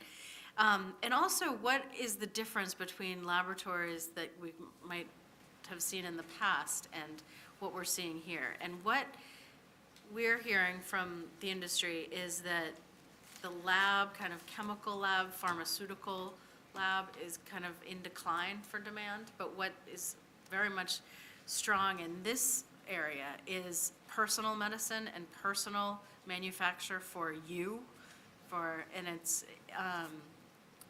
in order to treat, whether it's, I'm not gonna give good examples, but, it's tailored directly for you Targeted and your treatments for DNA. the individual And patient. a therapy designed for you, your treatments, your DNA, your different bodily structures, and really get into, biopharmaceuticals, but biopharmaceuticals need to be created. So when I talked to someone today about manufacture, and it's not really a manufacture, it's like someone designing a suit and building a suit personally for you. It's a manufacturer Mass of manufacture. a suit, but it's a manufacturer for you, and so it's personalized medicine, and that's where you're seeing the testing lab and R&D lab, but in terms of the lab that they're making a product, it's a lot of that type of uses going on, and the biologic themselves is pretty benign. There's nothing dangerous about that biologic, and they're not storing like gallons and gallons of chemicals, as you would potentially with some pharmaceutical manufacturer. Anyway, I wanted to be brief. I am looking at creating a panel with some industry professionals that can speak about this in a much more educated way than I can, so you can understand, one, what type of space needs, what the realistic market is for this, and two, kind of really what's out there that people are looking to expand in Burlington, and what are those companies and what are they doing? Would that panel be Specifically. part of a planning board meeting or at a different time? Right now, I'd like to do it potentially like a Wednesday night panel with 3 panelists. I'm still working on schedule. It's Okay. not easy to nail down people's schedules, but, This would be before January town meeting. yeah, I'm looking in early December. So You got potentially- the email that town calendar was wrong. Yes. Town meeting is not the 14th, Thank it is the goodness, 28th. yeah. Yes, I did. Anyway, that's my quick presentation, and I'm happy to answer any specific questions. The original is on our website. The amendment that you have in front of you will be on our website early next week. And there was also some discussion last night that we continue to make life science lab special permit. Not really knowing exactly what is coming down, but to continue to maintain the special permit That's protection. There's one of- 42743. Yeah, That's there's one actually of them was that my we had question. changed to yes, but they Yeah. wanted to stay with the special That was my permit, which we're question, fine with. yeah. Okay. Make a comment? Sure, you can finish? Yes. The people that are really interested, and it's critical to them to rent their space, are the ones, I'm sure, that are out looking and are, I think that they ought to be part of the discussion.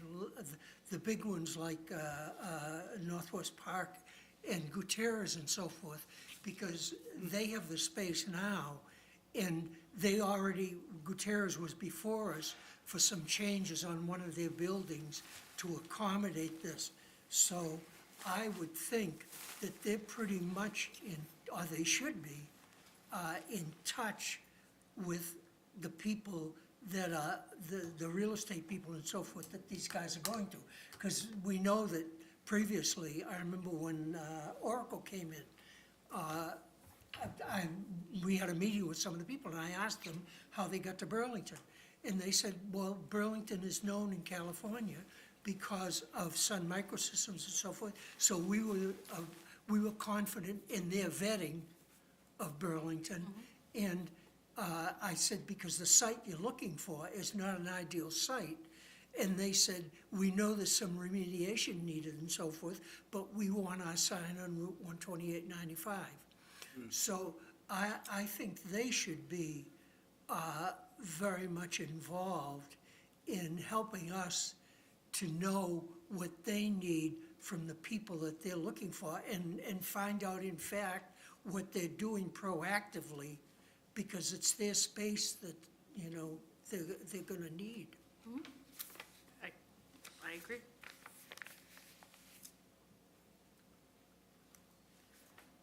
Are you looking for a subcommittee in this, or this is really a full committee discussion? I don't feel like the zoning bylaw review committee is like the de facto with the planning Right. board subcommittee, but it's up to you guys. I'll go on a subcommittee if you want, because that was my business. Is there a general feeling that the subcommittee would be of value, or what do you see as the next steps? I think the most important thing, if you're in favor of moving this forward, is one, really drilling down what the amendment's gonna look like to go to town meeting, and what's the conversation at town meeting to have everyone understand where we're trying to go. That's what I need help with. To me, you know, the definitions, what are the definitions we need to describe this so we don't get something we don't expect? The term lab space is one of those things today. It's not, you know, someone with the Bunsen burner and beakers and test tubes and a white lab coat. It's something completely different.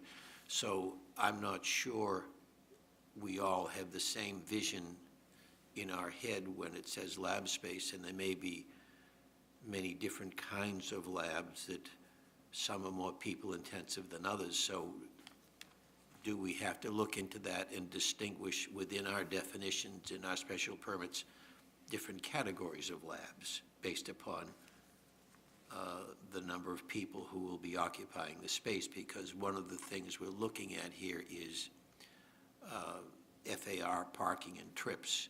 So how do we find out how many different kinds of labs there are, what they're, how many people you can expect to occupy it? This is new and evolving, so that information may not be consistently available. We need to, you know, dig in to find that out. Some of the people on a panel you're looking at may be able to supply us some of that information, but we need to do our own due diligence and check to make sure that there is something consistent there. Yep, no, I think we'll learn a lot through this process, and I think, I don't advise over-defining or over-regulating, but especially when you retain the control within the special permit process. I think it's important to, you know, take the edges off. You certainly don't want something with, you know, high impact that we can't control, but in the ranges in between, we'll understand a lot more through this process and decide whether something needs more definition because it's of concern, or if it can be handled within the special permit criteria and the finding criteria that you need to make in order for it to even have an increase from the 0.25. So. How far out from beyond just our neighbors have you been looking for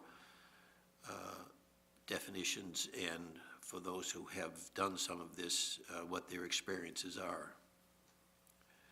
Experiences in creating an amendment? They've done it, and such businesses that have been up and running for a year or two. So there's a lot of different ways. For instance, Cambridge has actually a really simplistic zoning bylaw, but they have a lot of regulatory guides and a lot of marketing pieces and the whole biotech highway that they market.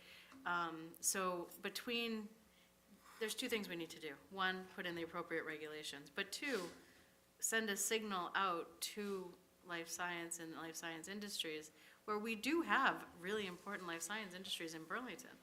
And they should I mean, when Millipore landed here, we should have been a magnet, and we're not. And we're trying to figure out why we're not. And, you know, there was a summit 10 years ago where there was some things said about drinking our groundwater and that biotech isn't friendly and that have no relation. Biotech and groundwater are not, you know, it's not just, Jack, as you said, it's not the old days. Yeah. But that was in a room full of brokers, and people didn't forget it, and there's still a little bit of a hangover of that. But there's new people coming in. There's not a reason, with everything going on, for the amenities and everything we're creating, that we should be having, that we're not seeing what we're seeing. So, I mean, we just permitted the building with the lab special permit. That building should be full with a lab in it, with the demand that we're seeing out there. Were they able to land a tenant this quickly based upon that approval? Not yet. And, Do they have anyways, nibbles, just or they trying to- have people interested? Have you been able to find out from that building owner? What I have learned is that action that you did has been like wildfire. I mean, things like that was what we need to continue to do, but even more importantly, we need to, because what people do in California, they just Google search, does Burlington have the word life science in the bylaw? They never call us, but then they Google, oh, they do, okay, life science, and then they might call us. Oh, I saw that it's in your bylaw. So is So there there's any other certain- term that is the equivalent meaning of life science that we would incorporate in the language if that's how people find us? Well, we have a biotech section, and there's two parts to this. It's a little bit of a marketing part and a little bit of a very much regulatory part. And there's different ways in which to kind of ring that bell, that we're open for business, we're open for the right business, but Should we seek then, if this is a marketing Bless you. problem as far as Burlington is concerned, because we've never had that before, I might just say previously, when it came up about biotechs coming out, we relied very heavily on the Board of Health. And as a matter of fact, I don't know if you were here at that time, but they got a little, I want to be very careful about the wording, but they thought that we were reaching into their, Treading in there. do you remember? So we had a meeting with them and came to an agreement, and we said, look, if it comes to something that involves your sphere, you, as far as the planning board is concerned, we rely on you, and that's when they began putting the condition in, this condition shall not be amended in any way, including punctuation and so forth. well, in the biotech amendment, it said, if the Board of Health denies, the planning board must deny. Yeah, That's in we said biotech. that because we don't Which is have fine. the expertise. Yeah, no, And they it's should, and we all as taxpayers are paying for that. But do we need marketing advice rather than to find out where the seed should be planted and the signals and so forth? All of the above. I mean, I think we need to look at all steps. We've reached out to Christine Mathis, and we will be discussing this with the Board of Health before we get to town meeting. But I would, if we're gonna have a meeting or subcommittee, I would have, Scott Board of Weiss Health, and yeah. Oh, yeah. and Oh, yeah, yeah. Todd and so forth there, the people that have the space. And because they're the ones that are gonna, lose, as a matter of fact, if we can't attract going forward the kind of people that are renting space. Right, well, they lose directly. We start getting empty space, we all lose. Sure. Anyway, I definitely, this is the beginning of the conversation. I would like any comments that anybody has on the draft. I will send out electronically this new draft, and I'm sure it will evolve as we get. Okay, so a lot of the changes probably, or in part, were a response to my comments to the first draft. Part of them, yeah. So I'll look at this, and we'll all look at them and send you our comments and questions. And When's the warrant go to print, do you know? It'll be about around Christmas. when do you expect to be able to nail down panel and timing for that, We only because it have may be one more meeting. premature to do a subcommittee before that. One more meeting before it prints. Well, who's the subcommittee? You and Paul, or, No, we didn't do one yet. I'm or just? I'm just, Oh, okay. I don't know yet. to have a subcommittee meet prior to that information, I think would be premature. I think the panel you're putting together is very, Yeah, I think I think that's that's more what of a Jack is saying. priority to I me. Yeah. echo what Jack is saying. So do you have any volunteers for that panel yet, or you? I have two people that are more on the broker side. One that has had a lot of experience and worked in life science before he became a broker. But I don't have, what I was hoping for is to have someone from Mass Biotech or just an industry professional that's not a, on the Have you broker been in side. touch with them? I have, I just don't have I Don't don't have have as much, as a name close yet. a relationship with someone just to get them out. Okay. Can I ask a And as general much as no one has anything to do in December, just to try to coordinate folks. Okay. Is this being proactive, or what is the occupancy of our commercial space now? It's been fairly high, and is it dropping to the point where we should no. be concerned? No, we are doing all right. However, we do have permitted unbuilt buildings. We have the corner of Fourth Ave. We have a 250,000 square foot building on the Sun campus. We have where the Palomar building used to be on the Sun campus is a 40,000 square foot addition that they're not building out. We did just get an application for Sarepta, who is, do you remember what they do? They do like, They're doing targeted treatments. But they're taking the DIAC space, 55,000 square feet of this Network Drive. So, slowly, but there's still, we have a lot of permitted unbuilt, and there are articles about life sciences going to the suburbs, and Burlington's is off the map right now. So, we're just trying to get in the game, so that's, usually we are the Joneses, but we're not with this.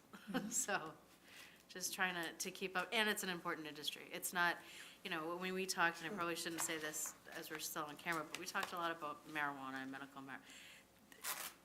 I mean, you have a recreational or medical marijuana, there's nothing that comes with it. It's not like a multiplier effect that you have this thing and then all these other things. But this type of industry, if you get this type of industry, other things come, and you start getting momentum, and it just strengthens the whole system. So, I mean, what we want is for demand to stay high here in Burlington.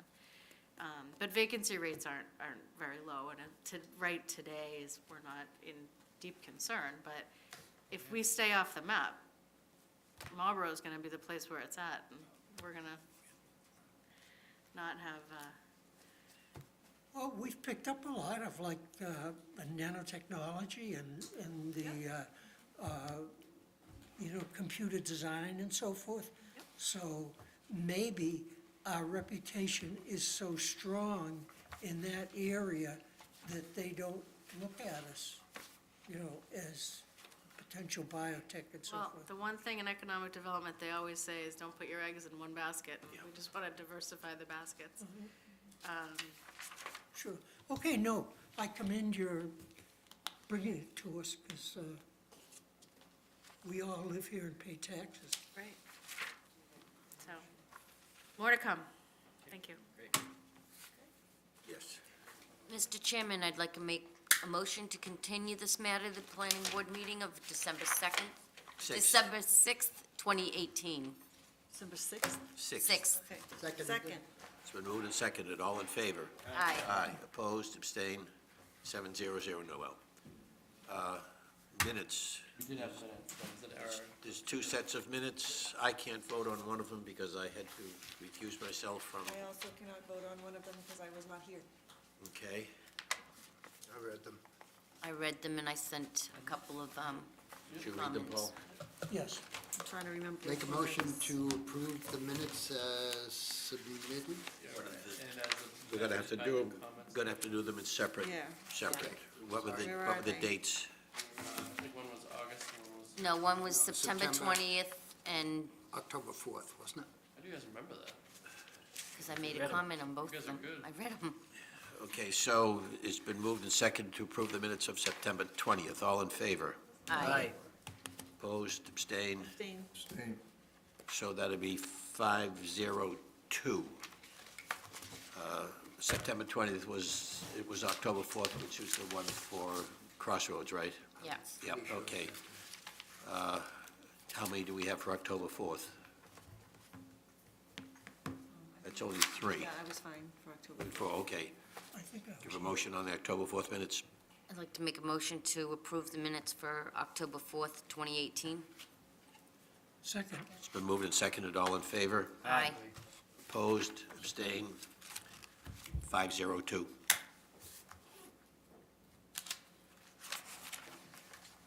Anything else? Subcommittee adjourn. reports, you got a sort of a subcommittee on the, Just before you adjourn, if you haven't seen it, there's a new, by the flagpole on the high school, there's a nice wall with brass plaques recognizing and listing people that were killed in World War I, World War II. Where? The football field. When you're walking around the track, there's a big flagpole on the other side. If you look across, you can see it. And there's a very nice wall, and the plaques are on there listing the casualties. or the all people from deaths. Burlington? Yes. Just one other question, any updates on anything with Building 19 at all? They've stopped breaking rocks, it sounds No, like. they are going to blast. They have to go through all the pre-blast survey. Oh, There's some areas that they just can't break up. I don't know if you guys want to come to our office sometimes, but they've been chipping away. oh, For been maybe awful. 4 months, Yeah. every day, Yes. Brutal. Yeah, like all day. yeah. But I don't have any update on tenants or anything No, else. no, it's been pretty quiet. So the, down below the residential area down there, what's the timeframe on that? Looks like it's almost done. Yeah, no, I think, it might be January, February. I was asked if Don't they those are still for have to sale wait for yet. gas No, company? they're apartments, they're They're rentals. rentals, They're Paul. rentals. They're All rentals? Yeah, Yeah. Oh, okay. Don't they still have to wait for the gas company? I think they did get the connection. there's 29 The apartments. intersection needs to, the gas in the intersection are delayed. And it's almost November, so if they're not gonna get in, they might be delayed this whole winter. Because nobody can open if they don't They have can't do a the street opening. driveway. You can't pave after November 15th. Have a nice Thanksgiving. Thank you. you, too, Paul, thank you. Ernie made a motion and I seconded it. You made a motion and you seconded? made a Oh, motion Ernie made a and I motion, you seconded. seconded And that motion was, To adjourn. been moved and seconded. All in favor? Aye. Aye. Opposed, abstained? Thank you, Noel. Merry, happy Finished at, Thanksgiving, everybody. before 9:30, we finished.